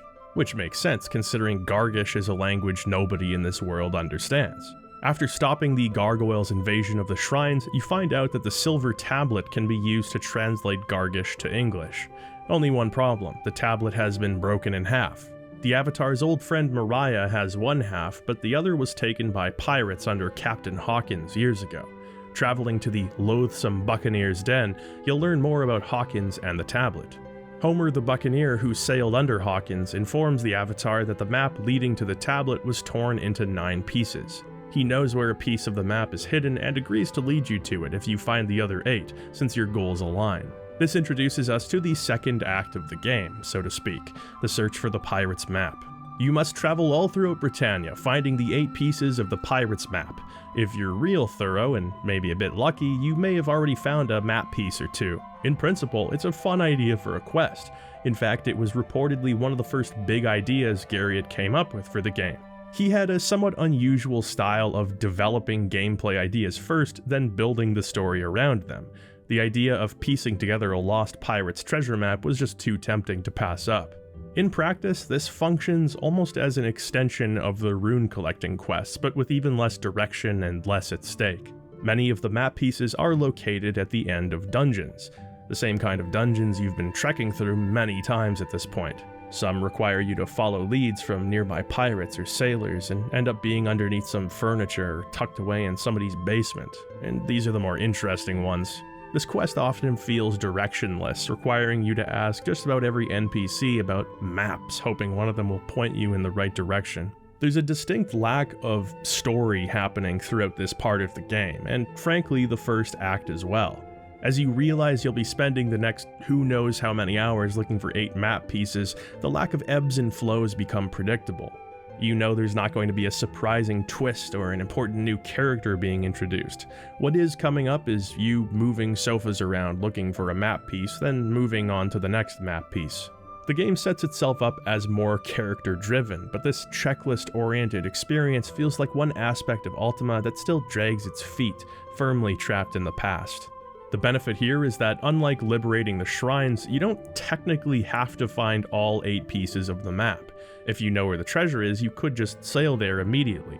For all intents and purposes though, this quest is mandatory for a first-timer. There's so much specific information from the map pieces that you'll need, you would never guess where to go and what to do without them.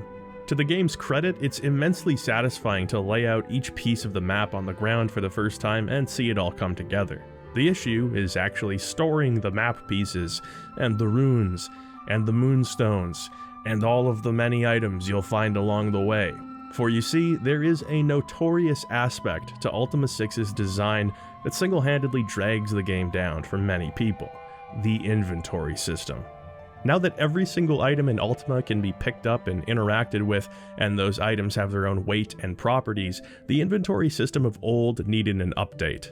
Each of your party members has an information window which can be accessed by clicking their names on the character list. Here you can see their status and access their inventory. Ultima's inventory system up till this point has been entirely list-based. It's not ideal, but it is totally functional because the pool of items you could pick up in those games is very small. All told, every single piece of equipment included, you're looking at around 50 usable items in total. Ultima VI has closer to 400, including potentially the corpses of your enemies. The system was reworked from a list to a graphic interface. This can display 12 items at a time with a scroll arrow in case you surpass that. And you will have much more than 12 items. Between equipment, spells, gold, food, miscellaneous items, potions, alchemical ingredients, and everything else, your inventory is going to fill up very quickly. You can transfer items between party members with the move command, and you'll be doing this often because all characters have a maximum encumbrance level based on their strength. Once they hit it, they won't be allowed to pick up anything else. Much of Ultima VI's runtime is spent shuffling items around, trying to make room in each other's inventories. You can't easily organize items. Their icons are fixed unless you take them out of your inventory and put them back in, so inventories frequently descend into chaos. They've tried to make life a little bit easier via the use of containers, which is actually a feature well worth a mention. You can find burlap sacks or purchase backpacks from guilds, which can be filled with items from your main inventory. You can even do the same with an empty treasure chest, although chests are heavy, so that's not as practical. For instance, I couldn't stand having reagents sitting around in my inventory, so I always had a reagent bag on me. Any quest-related items went into Yolo's backpack, and potions were stored in Shamano's sack. The script is long overdue for a rewrite. You can also drop these containers in the world itself, perhaps storing them in your room at Castle Britannia, or anywhere really. This does help to keep things relatively organized, but containers have a weight of their own, and actually moving things in and out of them isn't as simple as it should be. It's mainly just the frequency with which items have to be shuffled or stored that starts wearing on you. Every enemy has to be manually searched, and they all have full inventories of their own. You can't just pick up items underneath other items, so you'll have to move objects out of the way or pick them up, check to see who's got the carrying capacity available, scroll through the tiny inventory screen to find certain objects to move between characters, so on and so forth. The worst is when an enemy carries a non-stackable item. Searching here, you find a club, a throwing axe, a throwing axe, a throwing axe, a throwing axe, a throwing axe, a throwing axe, a throwing axe, a throwing axe, a throwing axe, and a throwing axe. I mean, just look at the mess you make looting a simple enemy party. Cleanliness is a virtue too. After several hours, you do get used to the inventory system, and using it becomes second nature, but that doesn't make it optimal. Inventory management shouldn't be as time-consuming an aspect of the game as it turns out to be here. There are a lot of minor annoyances that pile up, and it's easy to see why people are discouraged to play the game because of it. Functionally, the fact that the inventory works, that instances of items can be picked up, dropped, moved, manipulated, and they all have weight and qualities of their own, that part is damn impressive. The idea of clutter that can be stolen, picked up, and rearranged, often uselessly so, is a rather unique feature even today. The Elder Scrolls is a series often praised as one of the few that emphasizes this feature, being able to root through cabinets, finding useless baubles and trinkets, and interacting with them as you please. But it all started with Ultima VI. The game also uses the paper doll equipment system, popularized by the 1987 CRPG Dungeon Master. The system shows the different categories of equipment using a diagram of a body. This makes equipping items and seeing what each character has equipped much simpler. Even though the inventory system's implementation leaves much to be desired, I do admire the ambition on display here. After finding the broken piece and reconstructing the tablet, Mariah is able to translate the Gargoyle Book of Prophecies. The text speaks of a figure who brings with them the apocalypse. He will desecrate the gargoyles' holy shrine and steal their most prized artifact, the Codex of Ultimate Wisdom? Hey, that's our most prized artifact. He will descend deep beneath the surface of the planet, causing the underworld to collapse, tearing the gargoyles' realm asunder, and killing many of their people. AI was below the surface of the planet, and the underworld did just start collapsing after that. Once this is done, he will come one final time, slaying the remnants of the Gargish people. I have slayed some gargoyles, yeah, but it was self-defense. Surely that's not the last of them. That doesn't necessarily mean that the book is talking about me. Okay, that thing where they tried to sacrifice me in the beginning, that doesn't mean anything. They do that to plenty of cats. Mariah urges the Avatar to seek out Sin Vral, the intelligent demon who aided the Avatar in Ultima V. Well, at least we thought he was a demon. Sin Vral is in fact a gargoyle. Many of the foes we had taken to be demons were, and always have been, gargoyles. Sin Vral speaks of the prophecy informing the Avatar that sacrifice takes on several different meanings in Gargish. He encourages the Avatar and his group to reach the realm of the gargoyles through its only remaining passage, the Dungeon of Hythloth. At the lowest level of the dungeon, we meet Captain John, our intrepid comrade from the Avatar's last adventure. He informs us with no uncertainty that the gargoyles' world is disintegrating because of the Avatar's actions. The remaining gargoyles have sequestered themselves in their last standing city, called Investigation. He begs us to find a way to save the gargoyles, then teaches us their language. We're urged to meet with Lem, a gargoyle child who shares John's optimism, and the only one who probably won't kill us on sight. The situation has rapidly become more complicated. The gargoyles aren't unintelligent, bloodthirsty monsters. They are a desperate, dying people who have watched the Avatar fulfill their most horrifying prophecies one step at a time. The gargoyles aren't the bad guys here. You are. This plot twist really sticks the landing even decades after the game's release, if you could avoid being spoiled on it, that is.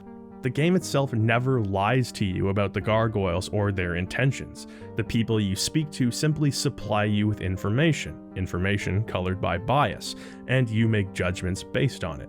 The Avatar, as a show of good faith, has Lem bring him and his compatriots before the gargoyle judge, Draxinisum. Surrendering to his authority, he slips upon the Avatar's neck the amulet of submission. If a way cannot be found to save the gargoyle people, then the Avatar has agreed to sacrifice themselves. Wearing the amulet grants you safe passage around Investigation, allowing you to speak with the gargoyles and learn about their culture. As it turns out, they're not bad people. In fact, many of them are honorable and decent, treating you with kindness despite your reputation. False Prophet's story was penned at the tail end of the Cold War. By this time, the Berlin Wall had fallen, and the dissolution of the Soviet Union was well underway. It had been a long and adversarial period of tension between the United States and the East Bloc. In the US, communism had been portrayed as an existential threat to the basic freedoms enjoyed by Americans. Citizens of the USSR were painted as almost robotic in their single-minded allegiance to communism, a hydra whose heads must be severed, else their toxic ideology would spread like a virus.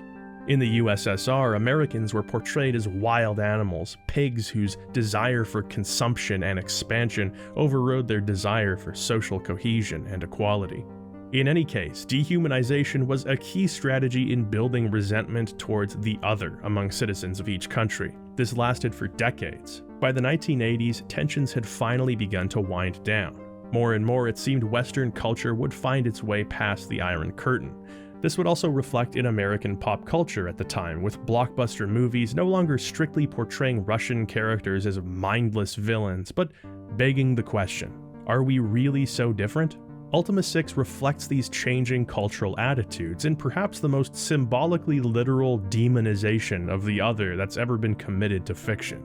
You see it in the intro with the Avatar, so tired of the doldrums of daily life flipping through the channels. Oh look, more Soviet Union shit, who cares? It's abundantly clear in the society of the gargoyles as well. The gargoyles don't believe in commerce and act confused when you bring up the concept of buying things, from each according to their ability to each according to their need. Like the USSR, it's far from a perfect implementation of such a system, with a degree of inherent prejudice sabotaging their otherwise ideal society. A sort of caste system among gargoyles has formed wherein winged gargoyles are given special privileges. The wingless, however, are seen as unintelligent and lesser, forced into what amounts to indentured servitude. Having never known anything else, they don't begrudge their lot in life and, in fact, venerate their perceived superiors. In turn, the winged gargoyles genuinely care for the wingless. It's not malice that drives this hierarchy, but a sense of responsibility, a natural order of things as they see it. It all goes to show that human or gargoyle nature is a difficult variable to plan around. The genius of this plot is how your preconceived notions of who the gargoyles are forms so naturally. The intro cutscene depicts a group of gargoyles attempting to sacrifice the Avatar. The game opens up with gargoyles in Castle Britannia, forcing you to defend yourself. You hear it from all of the citizens. The evil gargoyles are spreading like a pox. Only certain people, outcasts and nomads, express any kind of sympathy towards the gargoyles. Even then, it's easy to write off. The infallible Lord British himself speaks of the gargoyles in terms of extermination. And I mean, why not? Look at them. Of course they're evil. From the gargoyles' point of view, however, things are different. The Codex of Ultimate Wisdom is the gargoyles' most treasured document, and it was stolen by you! As foretold in their prophecies, the Avatar's arrival marked the theft of the Codex. His second visit to the underworld caused a cataclysm which alone wiped out the vast majority of gargoyle society. They only become aggressive as a reaction. The attempt to sacrifice the Avatar was an earnest, well-intentioned effort to preserve the vestiges of their dying civilization, to save their children and prevent the apocalypse. In their eyes, you are the harbinger of doom. Look at the game's cover art again. It's different, doesn't it? Starting with the box itself, the events of the game are so cleverly put together. That said, I do have some mixed feelings about how this twist was handled. The gargoyles have their own set of principles and virtues derived from the Codex. I guess in all of the years that humans have possessed the Codex, nobody noticed this extra set of virtues? The game uses the language barrier as an explanation for why neither race has made contact with each other, but it's not a particularly strong one. It feels like band-aids are frivolously placed over top of this game's revisionist history. I think the biggest issue with how the plot is handled is the exhumation of the Codex retroactively being painted as an act of genocide. It utterly cheapens the unabashed philosophical goodness of the virtues and doesn't make much sense in context. Ultima IV was created so thoughtfully as a reaction to accusations of immorality. The concept of an avatar, a paragon of virtue, carrying out the actions of the player and achieving enlightenment was a moment in gaming history. I understand it's not interesting to have a character that's perfect in every way, but that's what makes the Avatar unique. He is just a man who struggles for perfection and often fails. That eternal struggle is what makes virtue meaningful in his case. I felt that Ultima V did an excellent job of showing where virtue can stumble and humanizing the Avatar further. Ultima VI reduces the Codex, so thoughtfully designed, to a book at the center of an unintended holy war. It could be argued that the Codex has done more harm than good at this point, and while that does make for some interesting fiction, it also deflates the conceptual soundness of one of the most important games ever made. Still, you have to admire False Prophet for blazing a new trail in Ultima storytelling. While 2 of the game's 3 acts are spent looking for things, once you bring the tablet to Moriah and enter the domain of the gargoyles, the story becomes much more compelling. Its structure becomes more traditional, if you will, which makes it easier to care about the events unfolding on screen. It's here in the final stretch where the game really picks up. It helps to have a new environment in the gargoyle realm, which is not in fact the underworld. This is theoretically why the world is flat, by the way, although I'm still not sure why that was necessary. Gargoyle culture and architecture is quite different from Britannia. Even the music that plays in this realm, titled Outchar Gargles and Myrrh, is a very odd track that plays with your expectations. The bones of the track are regal and stately, but the melody never quite resolves in a satisfying way, almost like it's missing something.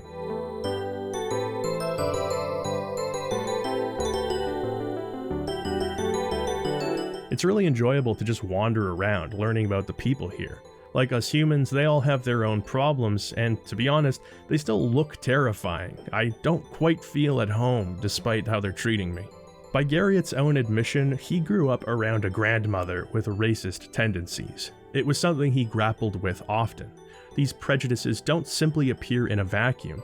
How could someone he loved and admired so much be taken in by such irrational beliefs? This is the central question explored by Ultima VI. In sacrificing the focus on morals in a general sense, the game hones in on a specific moral lesson, and not an insignificant one. What drives the hatred of those who are different? The answers explored in Ultima VI are multifaceted: misunderstandings, generational biases, societal pressures, and dogma, just to name a few. The plot isn't as cerebral as something like Ultima IV, but it resonates more strongly because it gives us something to grapple with, something we can understand. The moral angle of false prophet isn't abstract like in previous games. The consequences of your moral actions are not hypothetical. The gargoyles live, breathe, and speak. They have hopes, dreams, and fears of their own. You come to understand this only when you're forced to stop seeing them as a monolith. They face an immediate and decisive crisis. The time for the Avatar and his friends to pat themselves on the back, hemming and hawing about philosophy, has long passed. This shifting of plot gears from the theoretical to the practical was a necessary change. Britannia as a setting had been well established by this point. With greater presentational capabilities, more memory for dialogue, and an expansive cast of characters, it was time to tell stories about the people of Britannia rather than about Britannia herself. It's only a shame that this change occurs so late in Ultima VI, just as the story is entering its third and final act. The game would have benefited from some pressing circumstances to make its scavenger hunts a bit more meaningful. The trade-off here is that the game becomes less open-ended in your objectives. Balem, the gargoyle child, joins your party for good. It's a bit disappointing that nobody in Britannia reacts to their most hated foe just chilling with your party though. Hey, Lord British, gargoyle in the castle, you better come out and stop him. He was never the same after the whole cannonball to the head thing. There's a general deficit of flags or quest phases, you might say, changing the world around you. It makes the people of Britannia feel a bit static when nothing makes any of their dialogue change in the slightest. In Investigation, you meet with various high-ranking officials of Gargoyle society. With the amulet of submission around the Avatar's neck, they treat you with a deep sense of respect, knowing you've chosen to sacrifice yourself when the time comes. It's as if sacrifice itself is the ultimate act of virtue, eclipsing the calamity you've wrought upon their society. Naxadalar, the Gargoyle Seer, informs the Avatar that there are 3 meanings to the word sacrifice in their book of rituals. The sacrifice of one's self, the sacrifice of others, he's not too happy when you bring that one up, and the sacrifice of value. In this case, the sacrificing of value would mean bringing the Codex of Wisdom back to the Gargoyle's possession. There are some problems with this, the first of which being the importance of the Codex in Britannian culture and law. It's their most prized possession, and while they're very careful to never refer to the Codex as a holy book, that is ostensibly the meaning it has to Britannia. The other problem is that the Codex is guarded by an impenetrable aura, only dissipating for someone on a sacred quest. The Avatar could plead his case to the Altar of Singularity, the most holy place in the Gargoyle realm. However, the altar is located in the northern mountains, making entry impossible for those without wings. I think I know what those balloon plans I found 20 hours ago are for. The balloon quest is a simple scavenger hunt once again, but it's a fun one. You need to travel around Britannia, finding a giant basket, an iron cauldron, a huge silk bag, and some rope. Some of these items can be found in a particular place, others can be built by tradespeople in various cities. If you've been spending the entire game wondering why the biggest store in Minok is an extreme basket-weaving depot, you finally get your answer now. To build a basket sturdy enough to carry 5 adults, 1 gargoyle child, and a mouse wearing a helmet. While Ultima 1 had land speeders and Ultima 2 had biplanes and rocket ships, both of which are supposedly canon now, and I know better than to ask questions here, Ultima 4 had the balloon. It makes its grand return here, and it's about as impractical as it ever was. The wind needs to be blowing in a certain direction for you to move that way, and the wind change spell can't be cast while you're in the balloon. It's also heavy as all get out, so you'll need a designated balloon carrier for the rest of the game. Earn your keep, Balem. The world would forever call him Balloon Boy. Reaching the Temple of Singularity, you approach the shrine and plead your case for the Codex. You're asked by the shrine, "For whom dost thou truly seek the Codex?" I answered with the first thing I assumed the game would want to hear: the gargoyles.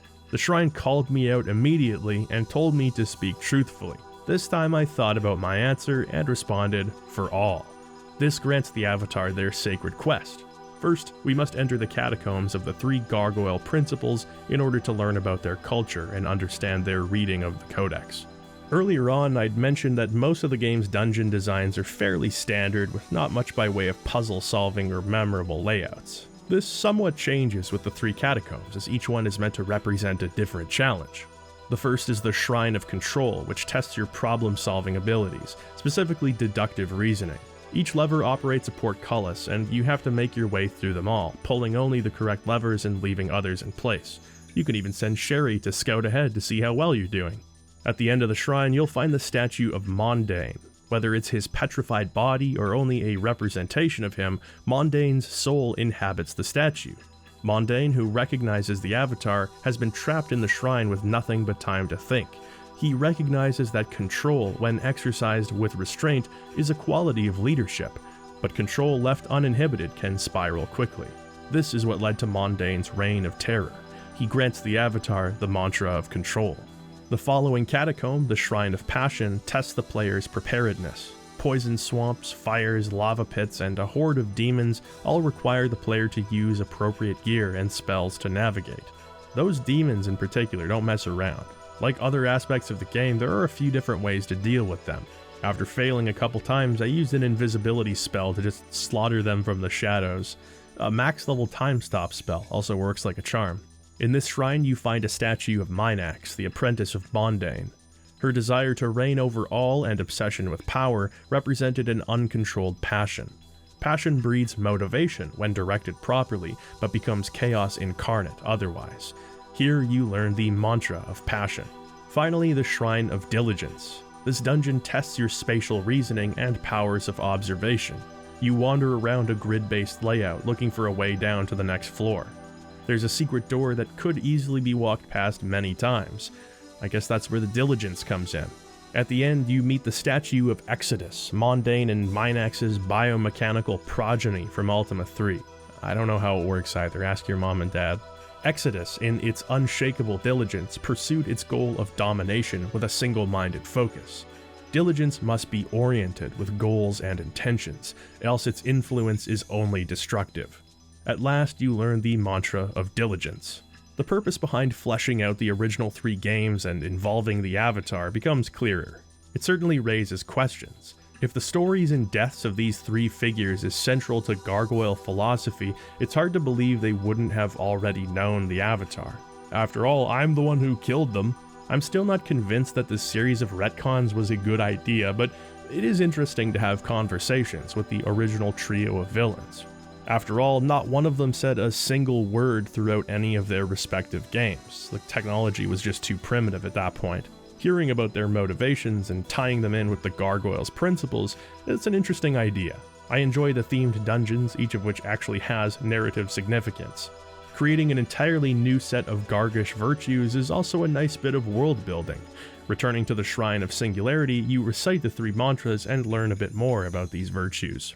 Like the standard 8 virtues, it all starts with 3 principles: control, passion, and diligence. From there, one or a combination of any of these principles leads to 8 virtues: direction, feeling, persistence, balance, achievement, precision, order, and singularity.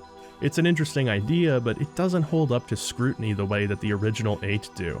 For example, direction and precision seem to serve the same purpose, that is, mindfully moving towards a particular goal. Achievement is more of a result of virtue than a virtue in itself. Singularity is meant to represent all 3 principles, since all virtues reside within it, but I'm not sure how that makes singularity itself a virtue, how you would practice it. I'm also not sure it makes sense that the absence of all virtues is where order resides.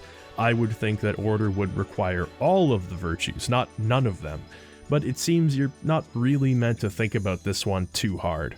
The Gargish virtues are more centered around thoughts and feelings as opposed to the Britannian virtues, which are focused on actions. This creates a noteworthy divide between the teachings of the 2 races and brings to mind Western versus Eastern religious philosophy. It was a commendable effort, but the Gargish virtues aren't as tightly organized or universally applicable as the original 8. In fact, we were introduced to their 3 principles by being told how they destroyed the minds of our arch-nemeses from the original trilogy. In terms of their relevance to the story of Ultima, it seems the concept of the virtues has been pushed just about as far as it's gonna go. Having learned the beliefs of the gargoyles, the Avatar is granted their sacred quest by the shrine.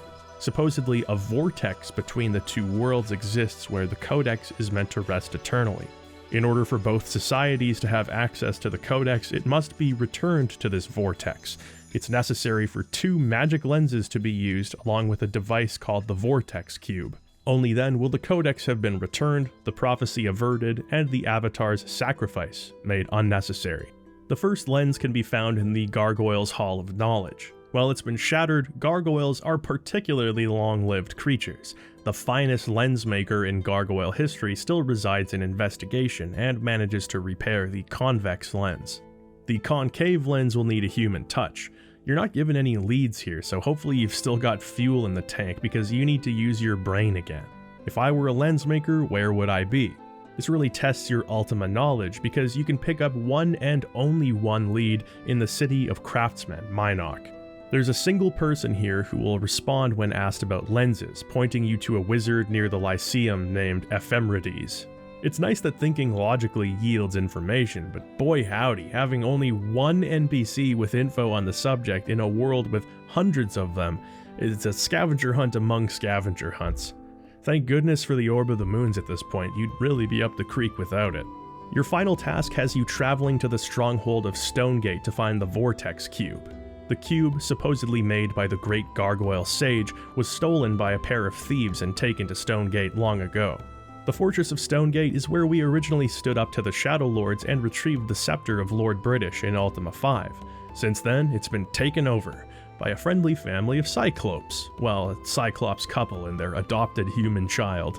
Here you have to catch a fish for the Cyclops father before he'll let you investigate Stonegate further. I didn't even know you could fish until now. Ultima VI is just full of surprises till the very end. Seeing Stonegate re-inhabited by this family points to another aspect of the reused world of Britannia that really sets these games apart. It's always fascinating to see what's become of plot-critical locations from the previous game. I certainly wasn't expecting Blackthorn's Fortress to be an Axe body spray testing facility, or Stonegate to be a Cyclops homestead. It's just fun to see familiar locations totally recontextualized based on the myriad ways that Britannia has changed since the Avatar's last visit. It also drives home the fact that these periods of absence are much longer for Britannians than they are for the Avatar. We've been relaxing at home for a year, and in the meantime, Yolo's gone grey and taken on a new apprentice. Mariah has become a member of the Council of Wizards, and Jeffrey has become captain of the Guard.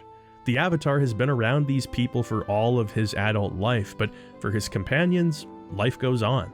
This awareness of the passage of time only makes you more attached to the people of this world.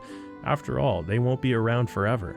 After constructing the lens and finding the Vortex Cube within Stonegate, you must follow the Codex's instructions to return it to the Vortex. Placing the human lens next to the Flame of Infinity, the Gargoyle lens next to the Flame of Singularity, and the Vortex Cube in front of the pedestal. Lord British arrives via Red Moongate at the altar, demanding to know what has been done with the Codex. The Avatar passes him the human lens, and the Codex appears, incorporeal in form. A second Red Moongate appears, and the Gargoyle King steps out, ready to sacrifice the Avatar as promised. We quickly thrust the Gargoyle lens into his hands before he has a chance to kill us, and he sees that the sacrifice has already been made, in value and not in self.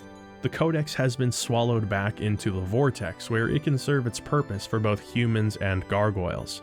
Here it will provide ultimate wisdom for all those who seek it.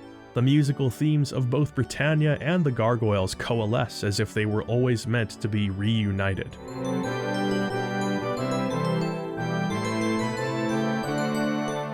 Fear and hate won't disappear overnight, but the crucial first step to reconciliation has been made. That was Ultima VI, The False Prophet.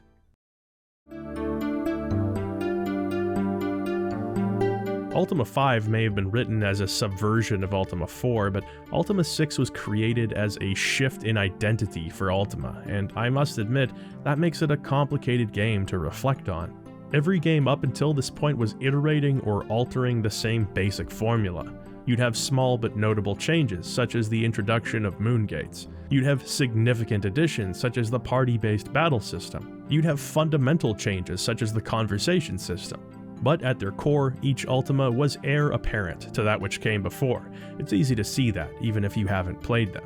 Ultima VI was created in an effort to tear it all down and rebuild it with a stronger foundation, one that anticipated and accounted for the rapidly changing computer and game industries.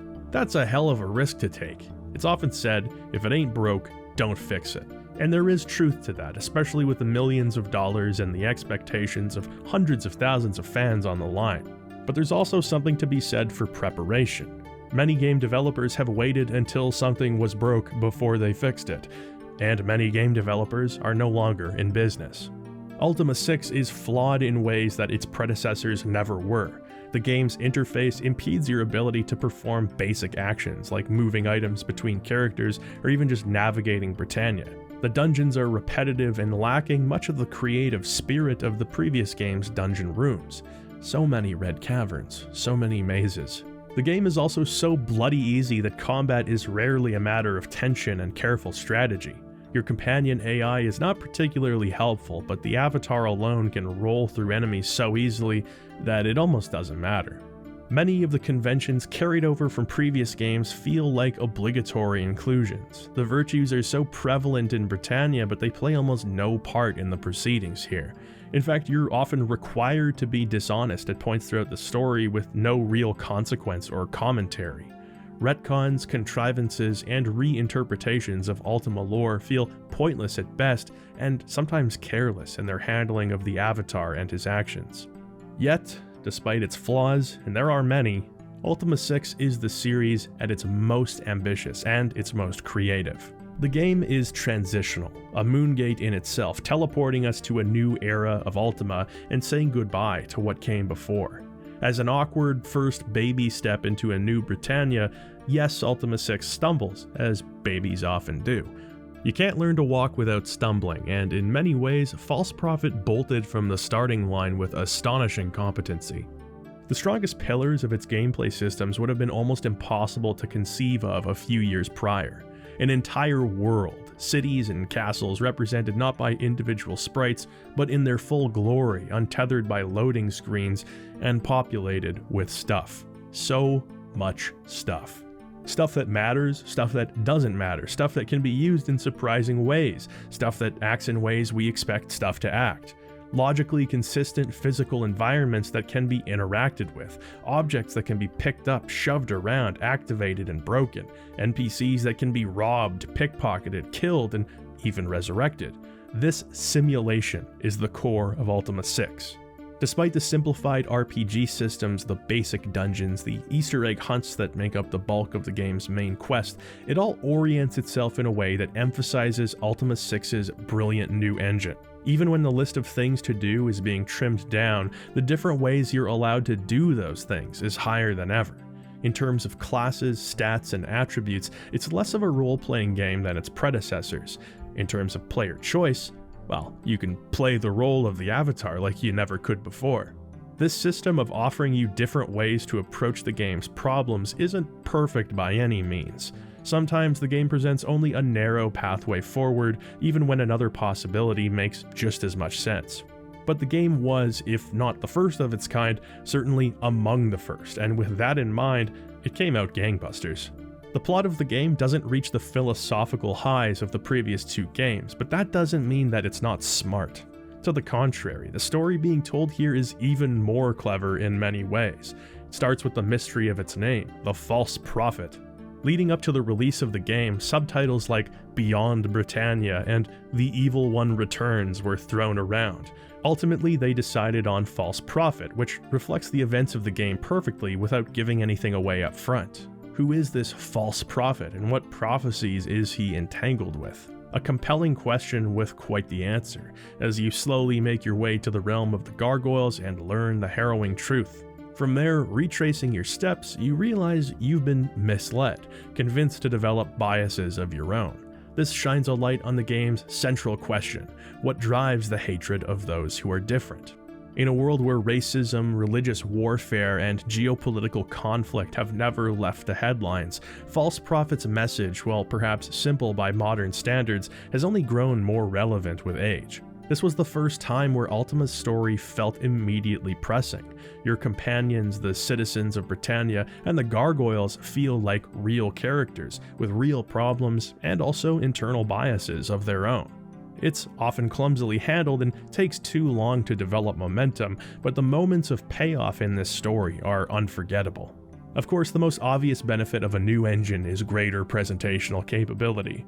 Ultima had never looked so good, overcoming limitations that had long plagued the series and giving us a new perspective on Britannia. Lots of fine details in the objects, sprites, and tiles, and an unreasonable number of unique character portraits really help bring life to this world. The new music compositions also sit nicely alongside the new Britannia, taking advantage of high-quality sound hardware to deliver some of the series' finest tracks. When looking at their goals as video games, Ultima 4 and 5 are less innately flawed. They more perfectly embody what they're trying to be. Ultima 6, on the other hand, stumbles in many ways, but that's because it's trying to be so much more. With greater ambitions come more opportunities to fail. While the game has its share of missteps, the areas in which it succeeds manage to elevate it beyond its shortcomings. Those with patience and an open mind will find a great CRPG in Ultima 6. Before we continue, there are some fan projects worth taking note of. The first of these is a full-scale fan remake titled the Ultima 6 Project. Like Ultima 5 Lazarus, Ultima 6 was remade in the Dungeon Siege engine by a group calling themselves Team Archon. Like Lazarus, the dialogue in different zones within the game have been tastefully expanded upon, while other elements were reined in to work within the engine. Getting this mod to run on a modern PC reminded me that patience is a virtue as well. A truly impressive effort, nonetheless. If you're looking something a bit closer to the original experience, then Nuvi might be what you need. Nuvi is essentially a rewrite of the Ultima 6 engine. It was made for the sake of increased compatibility with modern computers, and interestingly, some alterations have been made to have the game be more playable. The viewport is now massive, totally eclipsing the previous Ultima games in terms of view distance. There are some visual improvements, such as soft lighting as well. You can even import the voice acting files from the FM Towns version of the game if you really want the citizens of Britannia to sound like a bunch of computer geeks from Texas. Most importantly, however, are the changes made to the game's interface. The game now allows you to drag and drop items within the world and to each character's inventory. That means there's no more time wasted rifling through menus and moving items to get at the gold underneath. There are some minor issues, such as seeing enemies spawn in when you aren't supposed to, or general glitches with the fog of war, but they're insignificant compared to the new improvements Nuvi brings to the table. If you're looking to get a relatively accurate Ultima 6 experience, Nuvi has my full-throated recommendation. The troubled development period of Ultima 6 had ended. Once it hit the market, the game had a slower start than some of its predecessors, but would go on to sell more than 200,000 copies. This was nothing to sneeze at, especially considering the game was available on fewer platforms than any other Ultima game. With the IBM PC, Origin had bet on the right horse. They could at last exhale their 2-year-long breath. Reviews were in, and they were as positive as ever. The One magazine stated, "There's no other RPG that comes within a mile of matching Ultima 6's huge depth and amazingly real atmosphere." Computer Gaming World magazine nominated Ultima 6 for their role-playing game of the year. The award, however, would go to Starflight 2, a science fiction RPG that had been published by Electronic Arts, a monkey that Origin just couldn't seem to get off their back. Not everybody was pleased with Ultima 6. Many hardcore RPG fans didn't appreciate the perceived drop in complexity. Some longtime Ultima diehards also lamented the sweeping changes made to the series they'd grown to love. Of course, some pushback was inevitable, but these admonitions would not be met with teary-eyed apologies from Origin, nor a walking back of shame to the Ultima of old. Ultima 6 was a hit, and that meant that Ultima 6 was the future. Unfortunately, the game was subject to many bugs at launch, and not for the first time. While primarily known for their excellent RPGs, Origin was developing a bit of a dubious secondary reputation. The Ultima games were almost always buggy at launch. Sometimes the players could exploit these bugs to engage in pastimes like killing Lord British. Sometimes the bugs caused bigger issues. Sometimes they were catastrophic. Ultima VI was the buggiest Ultima yet. This was likely due to its rushed development, with Origin not having ample time and resources for quality assurance. It was also the simple fact that the game systems were immensely more complicated than previous games. There would be no way to anticipate every outcome and variable for each player. One error, however, transcended simple mistake and crossed into major problem territory. The game had exclusively been playtested on computers wherein the discs were installed on a hard drive. This may seem like a no-brainer, but at the time of release, games were often designed so that computers could read data directly from discs. This method would usually cause a game to run slower, but hard drives were considered expensive and unnecessary add-ons. Origin realized immediately after release that running Ultima VI without a hard drive caused major errors that rendered the game unplayable. They had hedged their bets on the game. If players returned it en masse, this would likely be the end of the company. They braced themselves for impact. But somehow, the players experiencing problems were the exception rather than the rule. Whether it had something to do with a particular hardware configuration, or Ultima fans were just such computer nerds that most of them already owned state-of-the-art hard drives, Origin didn't look a gift horse in the mouth. They quickly released a patch for those who had problems, which was a tall order in the pre-internet age. They would mail patch discs to computer stores and distributors who carried Ultima VI, and customers who presented their receipts were given a disc for free.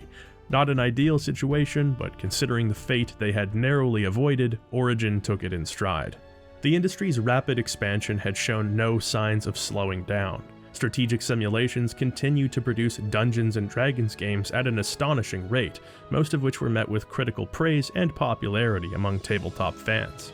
Surtek's Wizardry series kept on trucking, with the 6th entry having been dropped the same year as False Prophet. The first game in the series to feature frontal nudity, it seemed like Surtek was trying to corner a more mature audience within the RPG niche.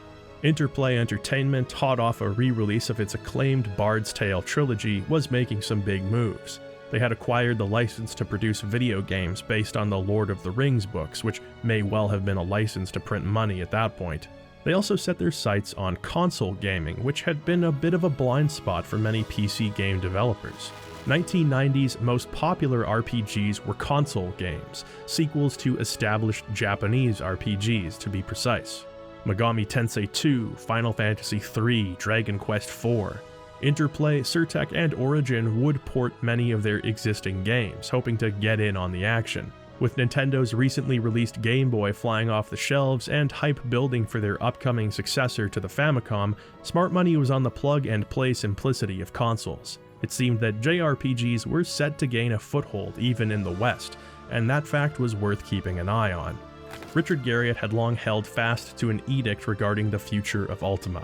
For each new main entry in the series, a new engine.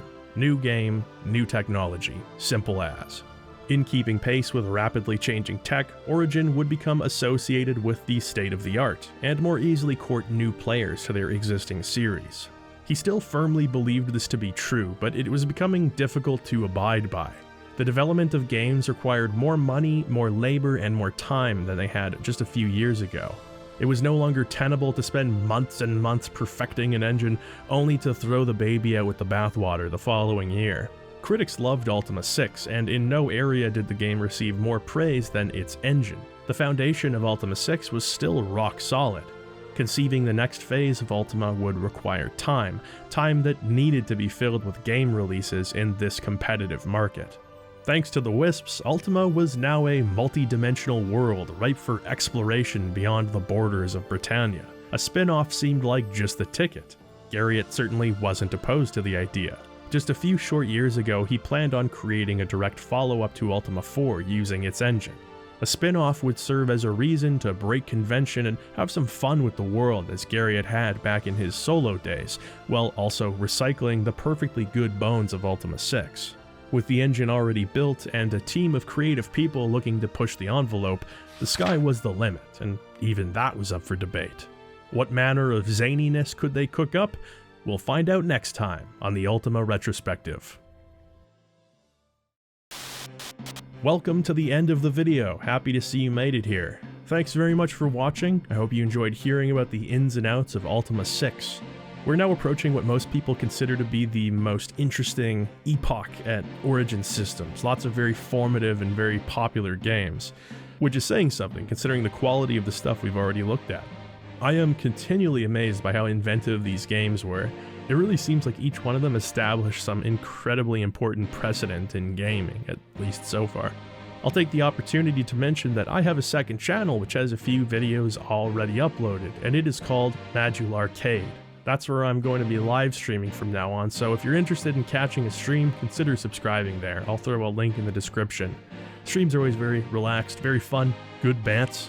I'm also planning on uploading smaller videos to that channel. I've had an idea for a Zone of the Enders video bouncing around my head for a while, so whatever the Venn diagram center is between Ultima and Zone of the Enders, that this channel is for you.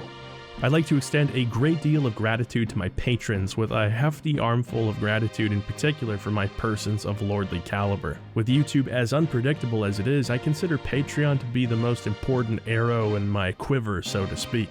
I've uploaded some bonus videos over there, including an almost full extra hour of Sega Saturn reviews, which includes games like Power Slave, Deep Fear, and Mr. Bones, which is certainly the weirdest game on the Saturn that I've ever played. And those bonus videos are available to even the base level Patreon tier, less than the price of a Starbucks espresso. Just one less espresso per month, and you can listen to me talk about Bulk Slash. I have not verified how much a Starbucks espresso is, but I mean, it's gotta be more than $2 at this point, right? Do stores even sell things for less than $2 anymore?